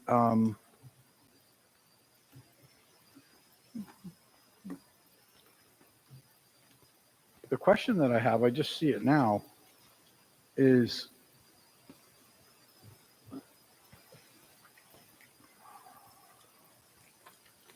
oh no, never mind. That's all set. Are you good, sir? Oh yeah, I'm fine. Thank you. Yep. Thank you. Any other members of the council? Any members of the public? Seeing none, move for favorable action. Should I have a motion? So moved in the amount of $1,400. Second. All in favor? Aye. The other item on our agenda. All right, and now we have, like I said, the minutes on the claims. Do we have a motion to accept those minutes? Move to accept. Second. All in favor? Aye. Thank you very much. A resolution in regards to removing unauthorized no parking signs on Pender Avenue, poles 12 and 13 for action, Councilman Lattiser. I would request favorable action, and the reason for this is the signs that are currently on Pender Avenue, as many of us have throughout our wards, they're not legal because they were never confirmed by the council. So we need to remove those signs in order to be able to put up the signs with regard to PCO 3621. So I respectfully request favorable action. Any questions from the committee? Any questions from members of the council? Any questions from members of the public? Seeing none, do we have a motion for favorable action? Move favorable action. Second. All in favor? Aye. The Public Safety Committee is adjourned at 6:36.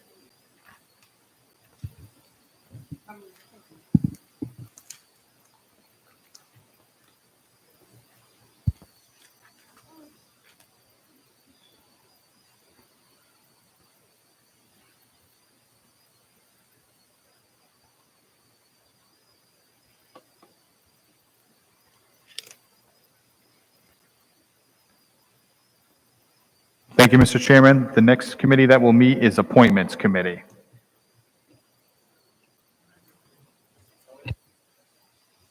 Sir.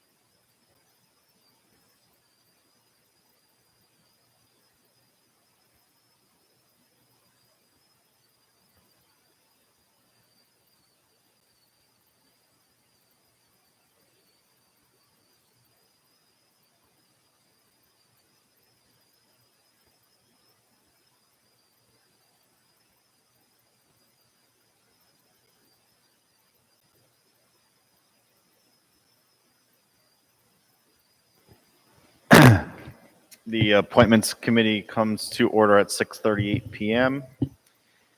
First up, we have minutes on 2 meetings. So first up, the acceptance of the minutes from October 4th, 2021. So moved. All in favor? Aye.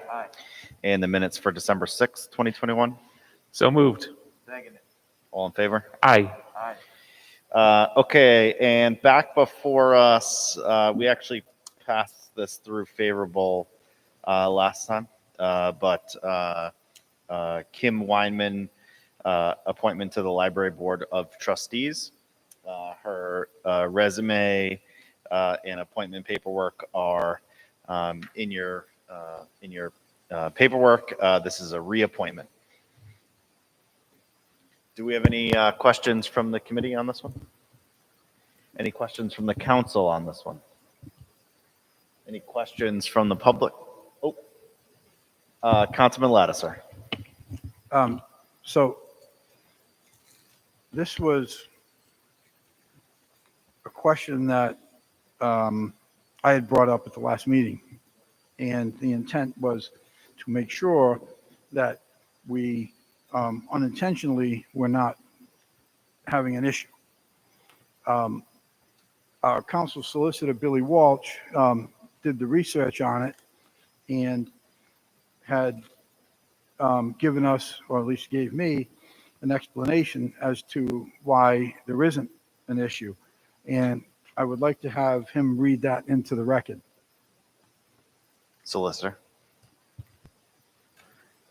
Thank you, Councilman. At the prior meeting, it was raised as a question just to ensure that there were no ethics issues related to conflicts of interest amongst members of this body and the Democratic City Committee. After doing such diligence, it is my recommendation that it is appropriate to proceed as based on the issues presented on those relationship nexus, I cannot identify a conflict of interest and that would preclude such action or require recusal amongst the entire council. So at this point, I would say it is appropriate for the body to proceed with the reappointment of Kimberly Weinman to the Library Board of Trustees. Okay, great. Thank you for that, Attorney Walsh. And based upon that position, I'll be very happy to support this. Thank you, appointment. Councilman. Thank you. Any other members of the council? Any members of the public wish to comment on Ms. Weinman's appointment to the library board? Okay, hearing none, can I have a motion? Move approval. Approval, second, all in favor? Aye. And that is all that is before the Appointments Committee. We come to conclusion here at 6:41 PM.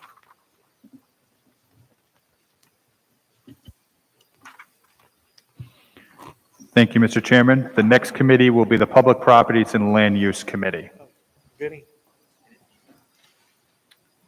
It is 6:41, yeah?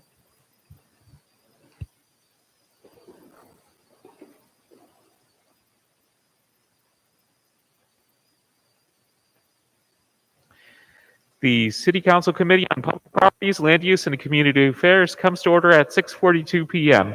First up, acceptance of the minutes from November 15, 2021. Do we have a motion? So moved, favorable action. Second. All in favor? Aye. Aye. Okay, one item on the docket, PCO 30-21, an order on the abandonment of a portion of Pearl Avenue, Montauk Shores Realty LLC, and Shoreline Properties, Inc. This is for second passage. Councilwoman Travis, do you request favorable action? Favorable action on the second passage, yes. Thank you. Do we have a motion? Move favorable action. Oh, yes. Any comments from members of the committee? Any comments from members of the council? Any comments, members of the public? Hearing none, do we have a motion? Favorable action. Second. All in favor? Aye. Aye. That concludes the business of this committee at 6:43 PM.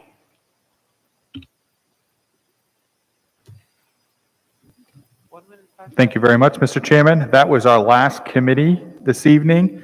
We will start the city council regular meeting at 7 PM. We will start promptly at 7. We will see you at 7.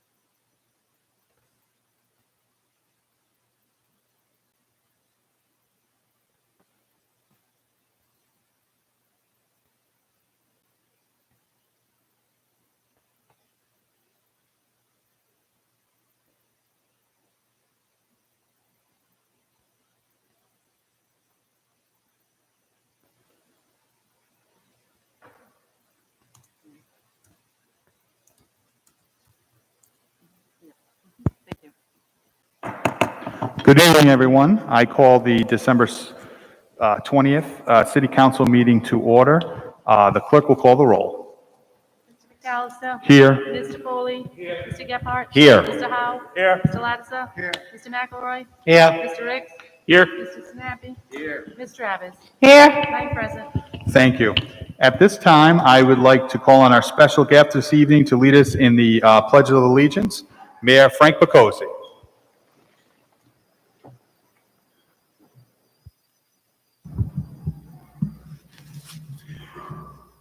I pledge allegiance to the flag of the United States of America and to the republic for which it stands, one nation, under God, indivisible, with liberty and justice for all. Oh, say, can you see by the dawn's early light what so proudly we hailed at the twilight's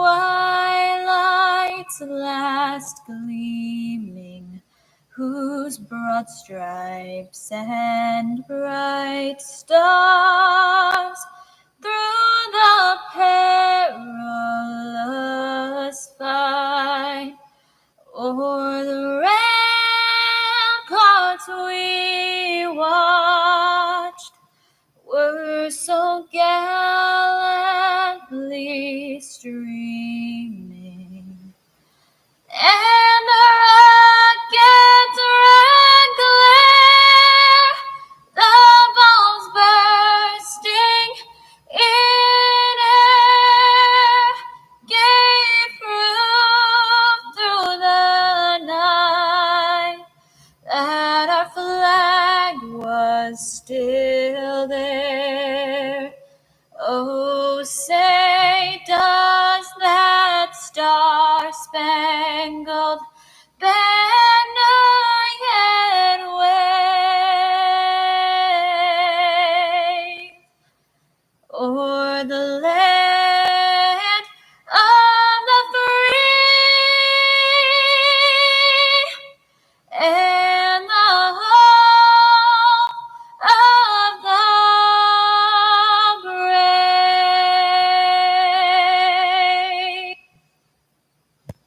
Very much.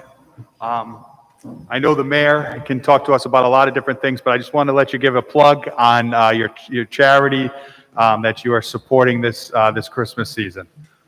I tried to get out of here. My Christmas display and another fundraiser we do supports the Tomorrow Fund. The Tomorrow Fund is a charity that helps children at Hasbro Hospital undergoing treatment for cancer. It was created by the former head of oncology there. He noticed a lot of the families suffer financially. The treatment can last anywhere from 6 months to a year. There always has to be a parent there. They lose their jobs, they take time out of work. He saw them losing their homes, their cars, power turned off, and that's what the fund addresses. It's a fantastic charity. Every penny goes to these families.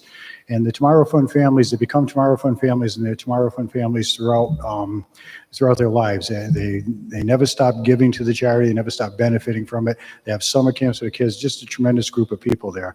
We're running a little behind what we did last year. There just doesn't seem to be activity. We'll probably get 15 or 16,000 short of last year's 25, but they're appreciative. COVID's really destroyed their fundraising efforts for the last 2 years because they can't have the big events, but they're hanging in there. They're still doing great work. Thank you very much, Mayor, and I know that it's an excellent thing, and we really appreciate it, all your community work. So thank you, Mayor. At this time, there's executive communications. There are none. Under general communications, I have two. First, start checking your mailboxes. Your calendars are starting to arrive. So I know that's a hot topic, and so start looking for those. And second, you might have seen in the Warwick Beacon last week that the mayor and I are working on a plan regarding the American Rescue Act funds. We're really looking at taking a portion of those funds and really drilling down into the neighborhood, really drilling down to the individuals in our community, and to come up with ideas for projects. You know, one-time funds, which is what this is, for one-time improvements. Things like playground upgrades, fixing up parks, boat ramps, you know, things that are in the community, in your neighborhoods. So in the new year, you'll be hearing from the city council. We're hoping to get as much input from members of the public as possible on these ideas in your neighborhoods, on your streets. Let us know. So we will be reaching out to you. We'll be having community meetings. We're going to have workshops. And we are always available to the members of the public on this or any type of issue. So you'll be hearing from us soon on this, and we look forward to working with you. Are there any other members of the council that have anything under general communications? Councilman Howe. Thank you, Mr. President. I'd like to commend and thank the mayor and I joined the mayor at the Station 1 where they had on Saturday, on that rainy, gloomy day inside Station 1, the Santa come visit, and it was open to the public, and it was just a very enjoyable, as always, Christmas spirit, considering it was a little, more rain than snow. And I have a unique request to make today of my colleagues here on the council. 32 years, I just shared with Councilman Lattiser, 32 years ago this evening, the United States jumped into Panama for Operation Just Cause. And there were obviously casualties, and one of those casualties was a young man, not a Warwick citizen, but a young man with the 7th Infantry Division by the name of Private First Class Ivan Perez, and he was posthumously promoted to corporal from Pawtucket, Rhode Island. And I would request that we, in memory of all the men and women that service over there, but also for Ivan, a Rhode Island native, if we could have a moment of silence at your convenience, Mr. President. Absolutely. We have a moment of silence, please.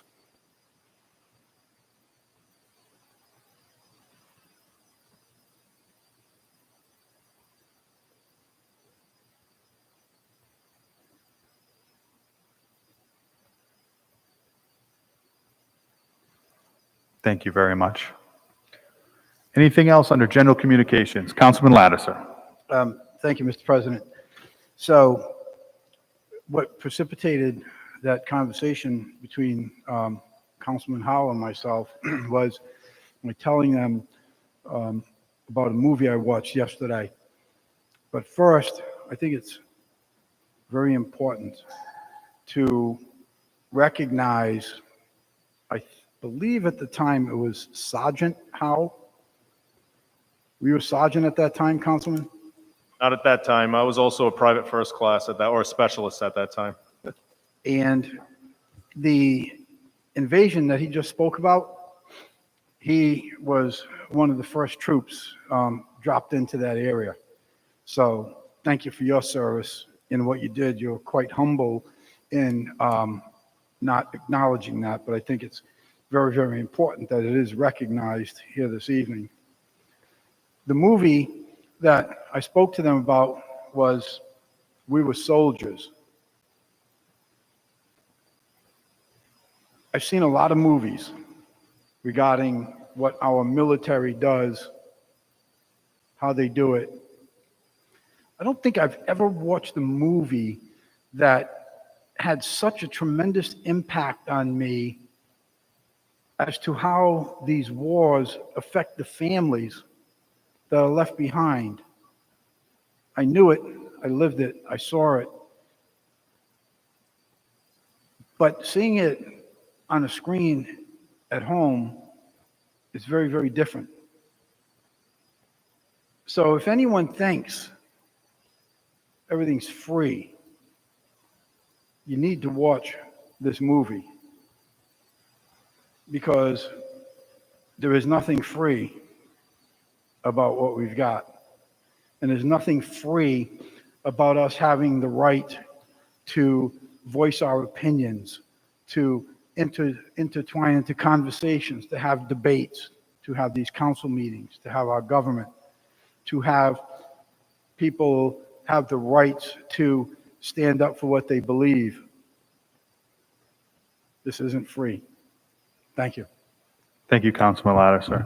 Anything else from members of the council on the general communications? Hearing none, we'll move to number 1 on the agenda, appointments requiring confirmation. First up is the Library Board of Trustees Committee Report appointments. Committee recommend favorable action on Kim Weinman to the Library Board of Trustees. For action, Councilman Howe. Move favorable action. A second by Councilman Foley, Councilman McElroy, Councilman Lattiser, Councilwoman Travis. Any questions on this appointment that was not asked during the appointments committee? Hearing none, the clerk will call the roll for favorable action. Joe? Yes. Mr. Foley? Mr. Gephardt? Yes. Mr. Howe? Yes. Mr. Lattiser? Yes. Mr. McElroy? Yes. Mr. Ricks? Yes. Mr. Sinapi? Yes. Ms. Travis? Yes. 9 yes. Thank you. The appointment passes. Under A is acceptance of the minutes from the council meeting held on December 6, 2021. All those in favor say aye. Aye. Any opposed? Any abstentions? Thank you. The minutes have been accepted. Next up this evening is public comment. Rule 41. After the general communications and prior to the consent calendar at each city council public hearing meeting, there shall be a 15-minute period during which citizens may comment about Warwick City government issues, subject to the following stipulations. The total period of time for public comment shall be 15 minutes. Comments need to be brief in order to allow as many citizens as possible to participate. The topics for comment shall be issues directly affecting city government. City council members will not respond to questions during the public comment period. The public comment session will terminate at the expiration of 15 minutes. Waiver of this provision requires unanimous consent. We had a sign up on the podium this evening. The Sergeant of Arms has sent me a screenshot of it here. Looks like we have 4 individuals that have signed up at this time. The first person here, Newton, are you available? And then please just introduce yourself and speak right into the mic. It's very difficult to hear in here. Yeah. Can everyone hear me? Good evening, council members. My name is Newton Brophy. I'm a resident of Warwick. I actually live just down the street from this building, just off of Centerville. I'm a constituent of Mr. Gebhardt, who was previously very patient with me during a phone conversation, for which I thank him, and also sorry. I'm here tonight to speak on the ICE detention facility that is currently under construction at 443 Jefferson Boulevard. Despite the permits and other documentation for this construction, including an audit of the bidding process all being public, the construction of this facility has not been publicized outside of Steve Alquist's coverage for Uprise RI. This facility is going to include cells. It will be used for, quote, short-term detention according to the permits. This building will be used for the incarceration of our community members. This is wrong. I'm not here to argue about whether or not it isn't. According to reporting from the Texas Tribune, as of the 1st of October, the number of immigrants in detention has raised by 56% since Biden has taken office. We are on pace to return to the numbers of incarceration under the Trump administration, which hit 38,000 prior to COVID. All this while on December 2nd, the New York Times reported that we, Rhode Island, are once again the state with the highest levels of transmission in the nation by percentage. At the best of times, we should not be locking people up and deporting them, but confining people in close quarters during a global pandemic that's far from over is a recipe for mass death. 75% of ICE detainees have no criminal record, especially damning when, according to Syracuse University's Transactional Records Access Clearinghouse, ICE classifies a person as a convicted criminal for as little as not keeping a dog on a leash. I would even go as far as to argue that criminal records do not release us from the responsibility of caring for the safety and health of our neighbors. ICE, which is an agency younger than I am, does not care about the people it imprisons. ICE and the Customs and Border Patrol Agency regularly engage in brutality against undocumented immigrants. Just this year, video leaks depicted border agents running migrants down with horses. Last year, we discovered ICE had performed non-consensual hysterectomies on prisoners. Forced sterilization is a human rights violation and constitutes an act of genocide. I'll remind everyone that the UN counts forced sterilization as a crime against humanity and deportations as an act of ethnic cleansing. ICE may be the ones committing these atrocities, but the city of Warwick is granting them permission to do it. Do not lie to yourself and claim that this would not happen here in Rhode Island. It is, and it has. Is the city of Warwick comfortable with this culpability? This agency has no place on Jefferson Boulevard. It has no place in Warwick. It certainly has no place in our community or our society. I'm calling on my city council to rescind the permits, to refuse any certificates of occupancy, to forbid detention capacity. In other words, to take every measure available to stop construction of this facility. Following that, there needs to be legislation introduced to eradicate the presence of ICE and CBP from Warwick. That building is only the second office on Jefferson Boulevard participating in human rights abuses. There should be none. Thank you. Thank you very much. Next up is Nancy.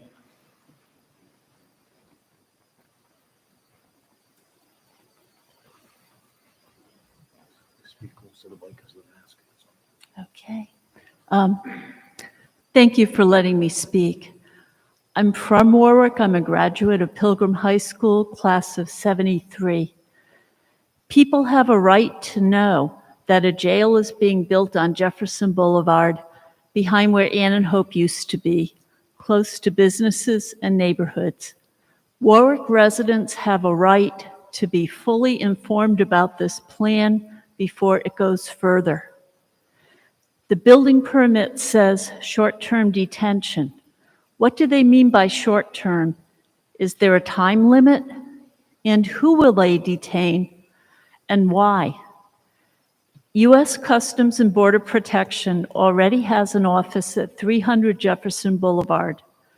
Why is it necessary to expand for ICE, Immigration and Customs Enforcement?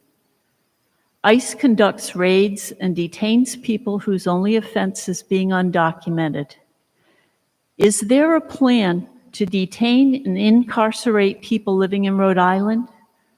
To arrest people entering the immigration office to regularize their status? To transport people from outside Warwick or from out of state to incarcerate them here? How many people can the jail hold, and how will it be staffed? There's a line from the movie Field of Dreams, "If you build it, they will come."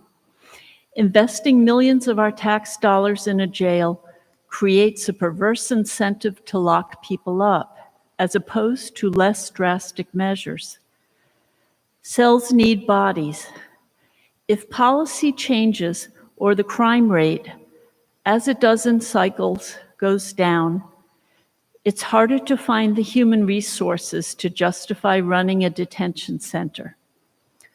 We see this perverse incentive play out in Central Falls, where that city is stuck with a huge detention center that loses money if it can't put enough bodies in cells. The easiest supply is the ramped up incarceration provided by ICE. In a just and sane society, incarceration is a last resort when necessary for public safety or justice. It should never be applied for reasons of politics or profit. Mass incarceration is actually a kind of money laundering of our own tax dollars.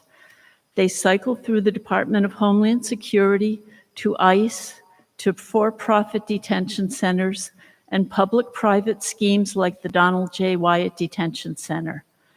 The money produces nothing but misery. It could be used directly to fund real needs in our towns and cities. For protection from crime, when there is no good alternative to incarceration, we have the ACI one town over, which per the Providence Journal is down over 1,000 inmates in the last 10 years. If Warwick doesn't take action now, it's a done deal and a bad deal for the city. Thank you. Thank you very much. Next up is Enrique. I apologize if I mispronounced it.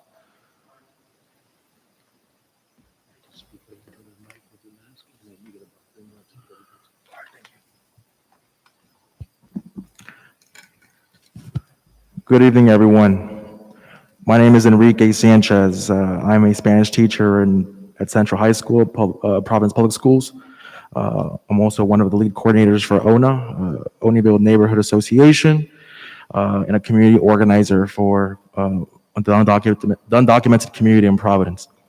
My work revolves around working directly with our migrant community and recent arrival young people from countries like Guatemala, the Dominican Republic, El Salvador, and many other countries across the world. These young people who are here to work and receive an education, they do not come here to commit crimes or acts of violence. They can't afford to do these things because they are aware of the deportation consequences. According to a North Carolina Policy Watch report, between 2012 and 2018, US-born people were twice as likely as the undocumented to be arrested for violent crime in Texas, and 2.5 times as likely to be arrested for drug crimes. In 2018, 139,063 immigrants comprised 13% of the population here in Rhode Island, and since then, that number has grown drastically. The top countries of origin for immigrants in Rhode Island are from the Dominican Republic, Guatemala, Portugal, and Cape Verde.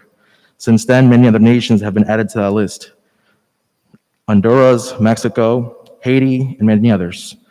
The conversation and future plans of allowing ICE to install a detention facility in this city is alarming and disappointing to see. We are still in a pandemic and lives will be lost.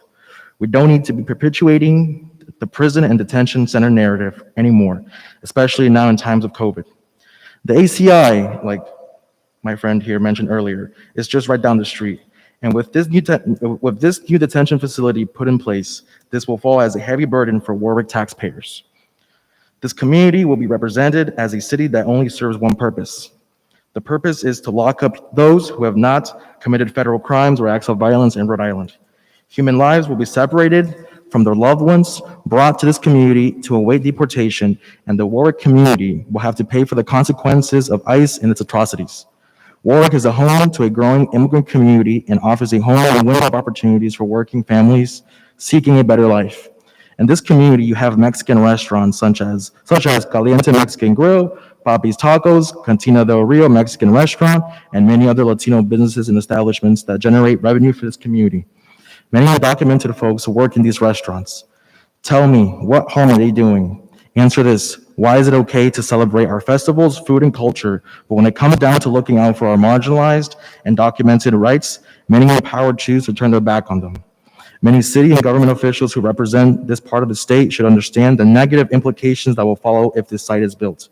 The same pushback that the YA Detention Center in Central Falls receives and has received over the years will be directed here in Warwick. I ask you to please reconsider proceeding these permits to ICE, refuse the certificates to occupancy, and forbid any detention capacity, especially now in times of COVID. Warwick residents and community members and all of you do not deserve the consequences and the pushback that the community will receive. You shouldn't be having to pay for ICE's or our federal government's Homeland Security or Customs and Borders Protection access. So please just think about what the future holds and look out for your families. Thank you very much. Thank you very much. And last up this evening is Libby.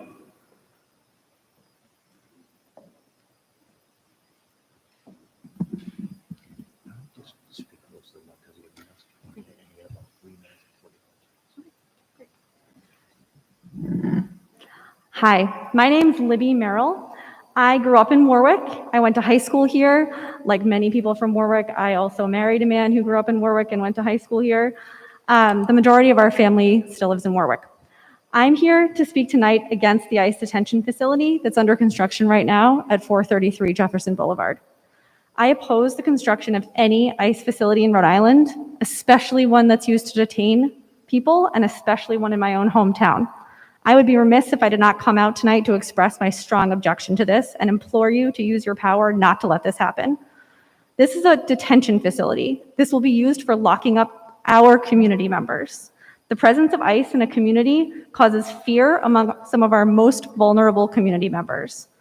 We have seen that detainees in ICE are treated poorly at worst, and at best, we see things like forced hysterectomies and like ICE patrol agents whipping immigrants on horseback. ICE pulls families apart. It disrupts lives. The majority of ICE detainees have no criminal record at all. Immigrants without legal documentation who have been living in our community for decades in some cases and contributed their talents and their tax dollars are targeted for minor infractions like having a taillight out on their vehicle. As someone who's worked in schools for my career, I have seen the devastation that happens to families when a parent or a caregiver is pulled from their home and detained or deported.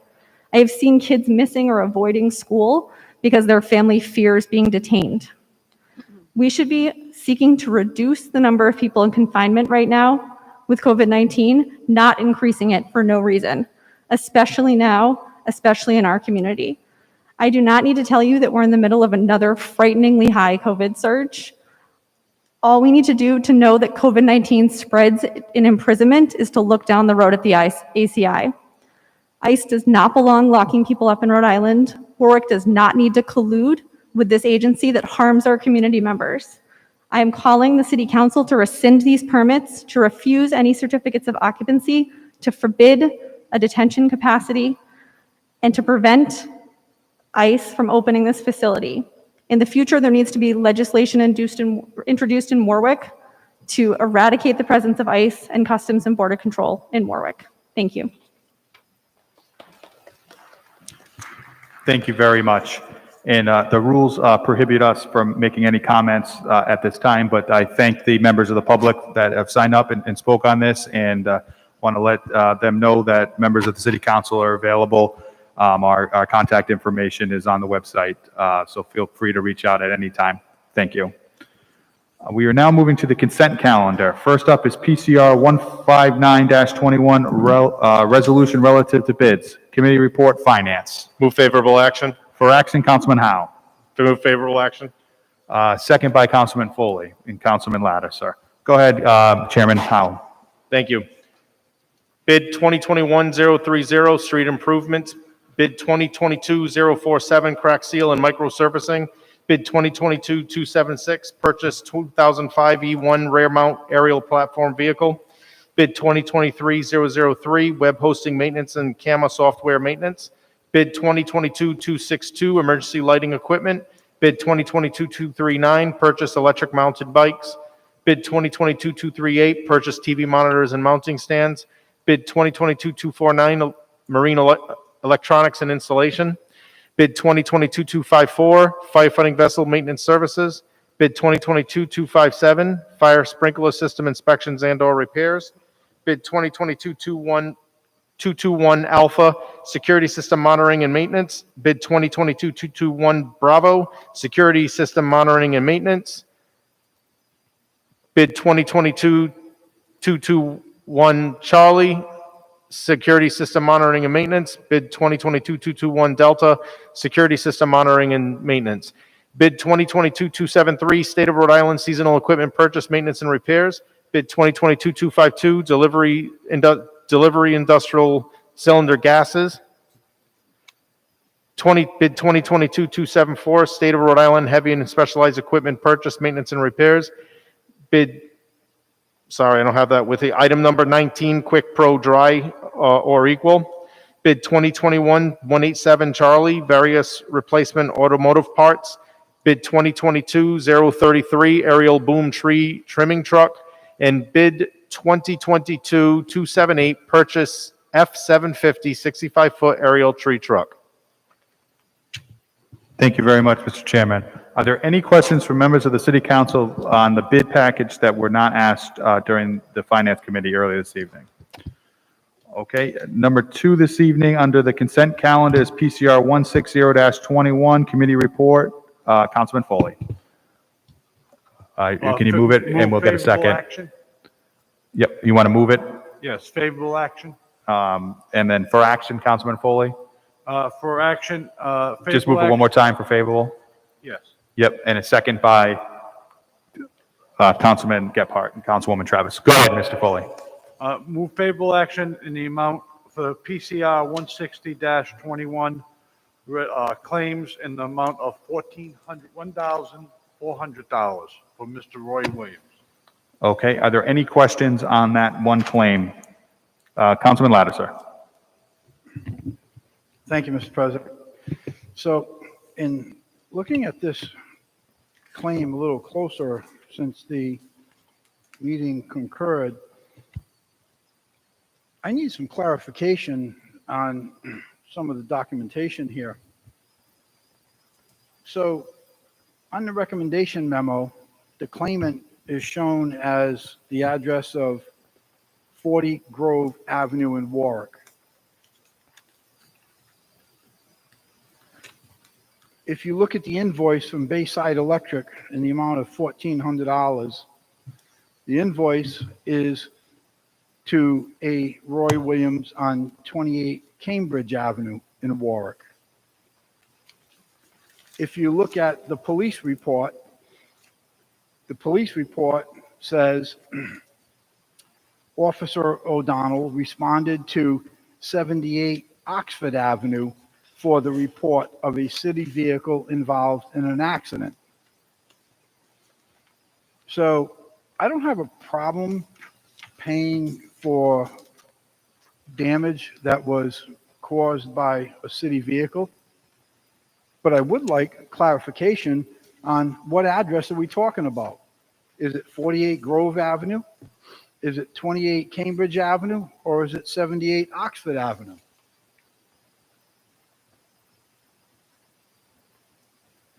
I believe the director was here during committees, and he doesn't seem to be present at this time.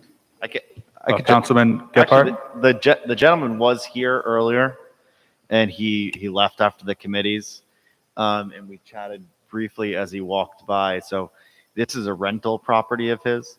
He said if it was at his own home, he actually would have fixed it himself and saved everyone money. But so the address on the police report, I think, is likely the one. He didn't go into that much detail, but that explains the other address for him personally. It doesn't explain it to me because the billing address is, I understand about rental property. So the claimant lives at Grove Avenue. The invoice from Bayside Electric was for work, emergency service work to 28 Cambridge Avenue is what the invoice says. The police report says, I, Officer Odell, responded to 78 Oxford Avenue for the report of a vehicle involved in an accident. So something isn't lining up here. And I'm just asking for clarification. I'm not disputing paying for the damage. I'm just looking for clarification. Where did the damage occur? Was it on Cambridge Avenue or was it on Oxford Avenue? By these documents, I don't know. Does anybody else know? Solicitor Walsh? Thank you, Councilman. During this line of inquiry, I was able to pull up the maps of the city to provide further clarification. Both Cambridge Avenue and Oxford Street run roughly east from West Shore Road and converge into a narrow point. So it appears that the officer may not have been identified where to be, but Cambridge and Oxford at 78 Oxford and 28 Cambridge are at a point where two streets come together, those two specific streets. And in the claims, they do identify that this is at a secondary house, and the tax records indicate someone sharing the same last name owning that other property. So basically, it appears as though we simply have a typo on the location of the property damage. I would say that if they identified as them arriving at 78 Oxford, it may have been a portion of the activity may have been occurring there, or they may have been called to that location because the people were at their other house. It's speculation, but based on an additional review of the locations and the maps, it appears that there is a rational nexus for this type of thing too. Okay, Council, I can accept that explanation. Makes sense. $1,400 isn't a drop in the bucket. And I needed to have clarification on why we had these different addresses listed here, but that makes sense. That's all I got on this. Thank you. Thank you, Councilman Lattiser. Any other questions? Okay, any other questions on the consent calendar as a whole? Hearing none, the clerk will call the roll for favorable action on the consent calendar. Mr. McAllister? Yes. Mr. Foley? Yes. Mr. Gephardt? Yes. Mr. Howe? Yes. Mr. Lattiser? Just say yes. Say again? Mr. Lattiser? You got to answer it. Yes. Mr. McElroy? Yes. Mr. Ricks? Yes. Mr. Sinapi? Yes. Ms. Travis? Yes. 9 yes, consent calendar passes. Thank you. The consent calendar passes. We're now moving to unfinished business on the agenda. First up is PCO 9-21 Sub A, Committee Report Ordinance. Quick question for the solicitor as far as how we do this. Send the recommendation first. All right, so committee recommended favorable action. Okay, for action, Councilman Sinapi. Move favorable action, although I don't know if we note Yeah, here that move there was favorable amendment. action. Second by Councilman Lattiser. Go ahead, Councilman Sinapi. So while we did move favorable action, there's also an amendment to the title. Even though the content was correct and everything was sorted out for the purposes of notice it, the title said 30 and it should say 14 as we amended it. And just to be clear, this is an amendment only to the docket to correct a clerical error. The item itself is properly posted as PCO 921 Sub A, which was amended at our prior meeting to move from 30 to 14 days. The document that was posted, as well as the everything related to PCO 921, was correct in substance. However, there was a clerical error on the agenda itself. So the amendment is only to amend the agenda, not the contents of the item. So it is still appropriate for second passage. Thank you very much, Mr. Solicitor. Any questions on PCO 9-21?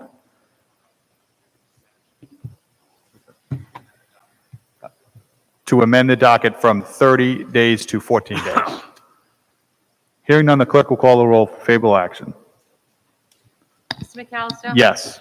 Mr. Foley? Yes. Mr. Gephardt? Yes. Mr. Howe? Yes. Mr. Lattiser? Yes. Mr. McElroy? Yes. Mr. Ricks? Yes. Mr. Sinapi? Ms. Yes. Travis? Yes. 9 yes.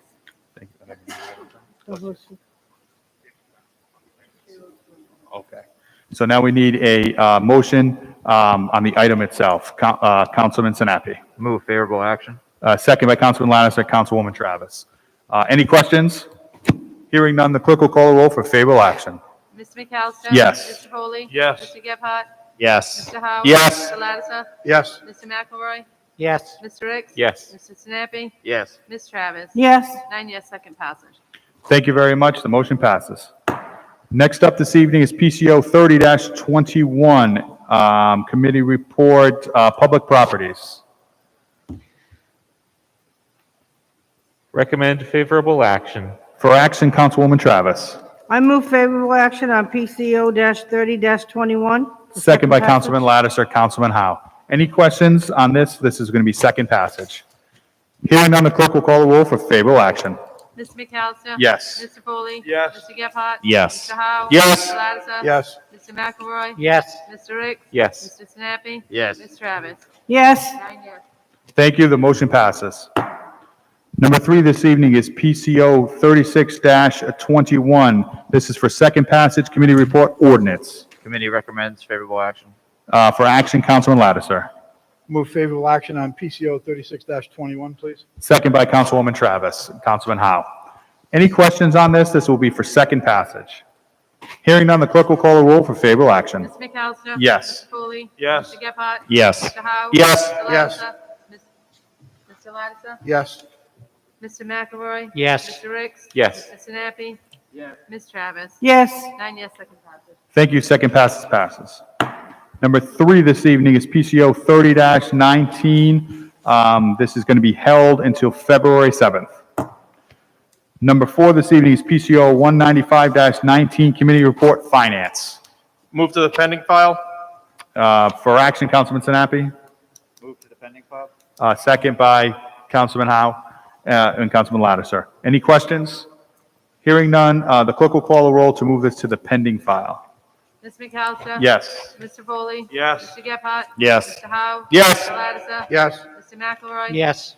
Mr. Ricks? Yes. Mr. Sinapi? Yes. Ms. Travis? yes, 9 yes to the pending file. Thank you. PCR 195-19 is moved to the pending file. Next up this evening is PCR 29-20, Committee Report Finance.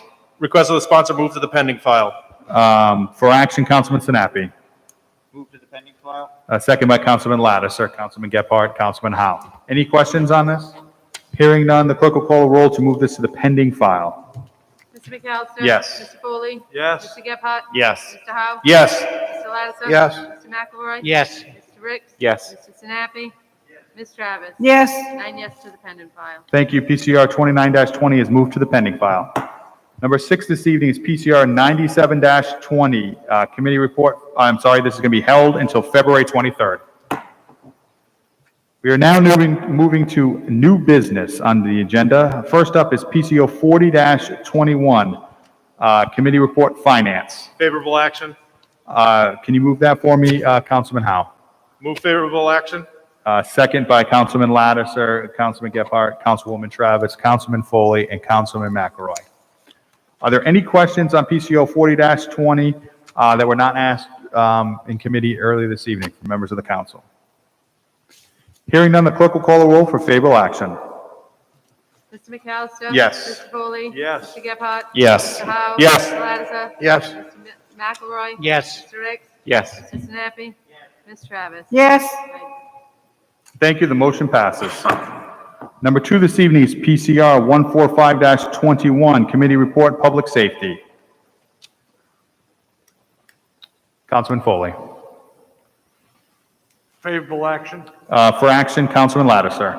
Move favorable action on PCR 145-21. Second by Councilwoman Travis, Councilman Howe. Any questions that were not asked during committee earlier this evening?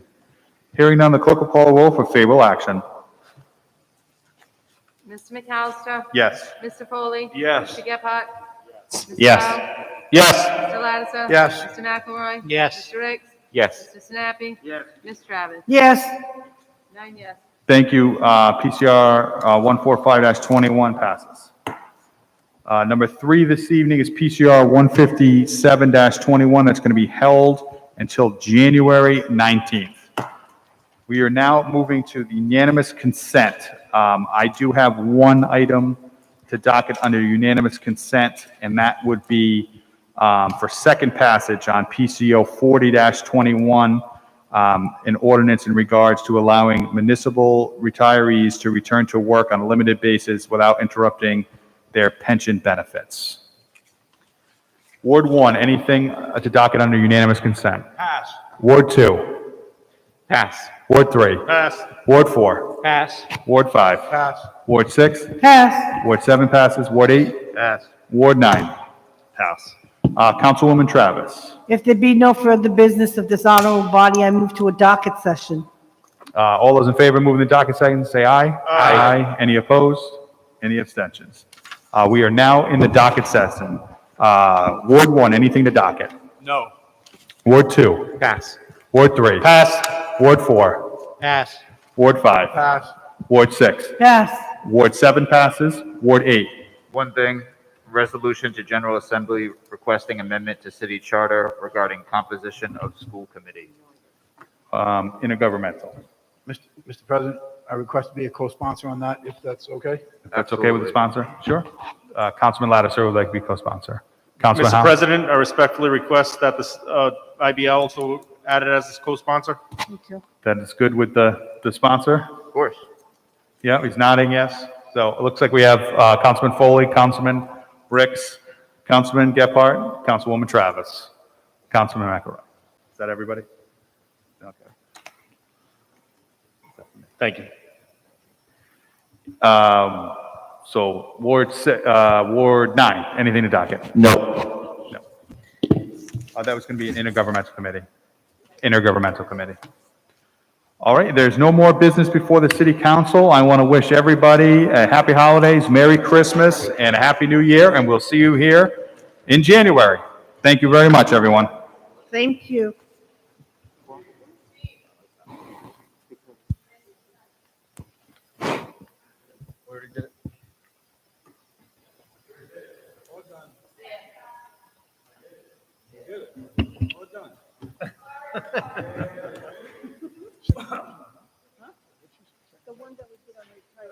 Oh, yeah.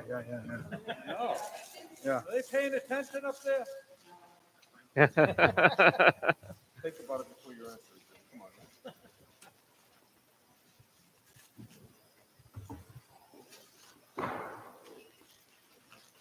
Merry Christmas, Tom. Merry Christmas.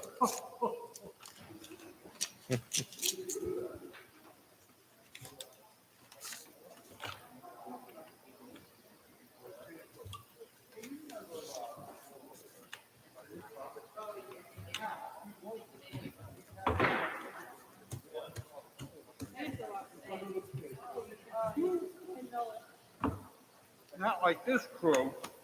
I know. Merry Christmas, sir. Joanne, you're welcome. You're welcome. Your text earlier this evening.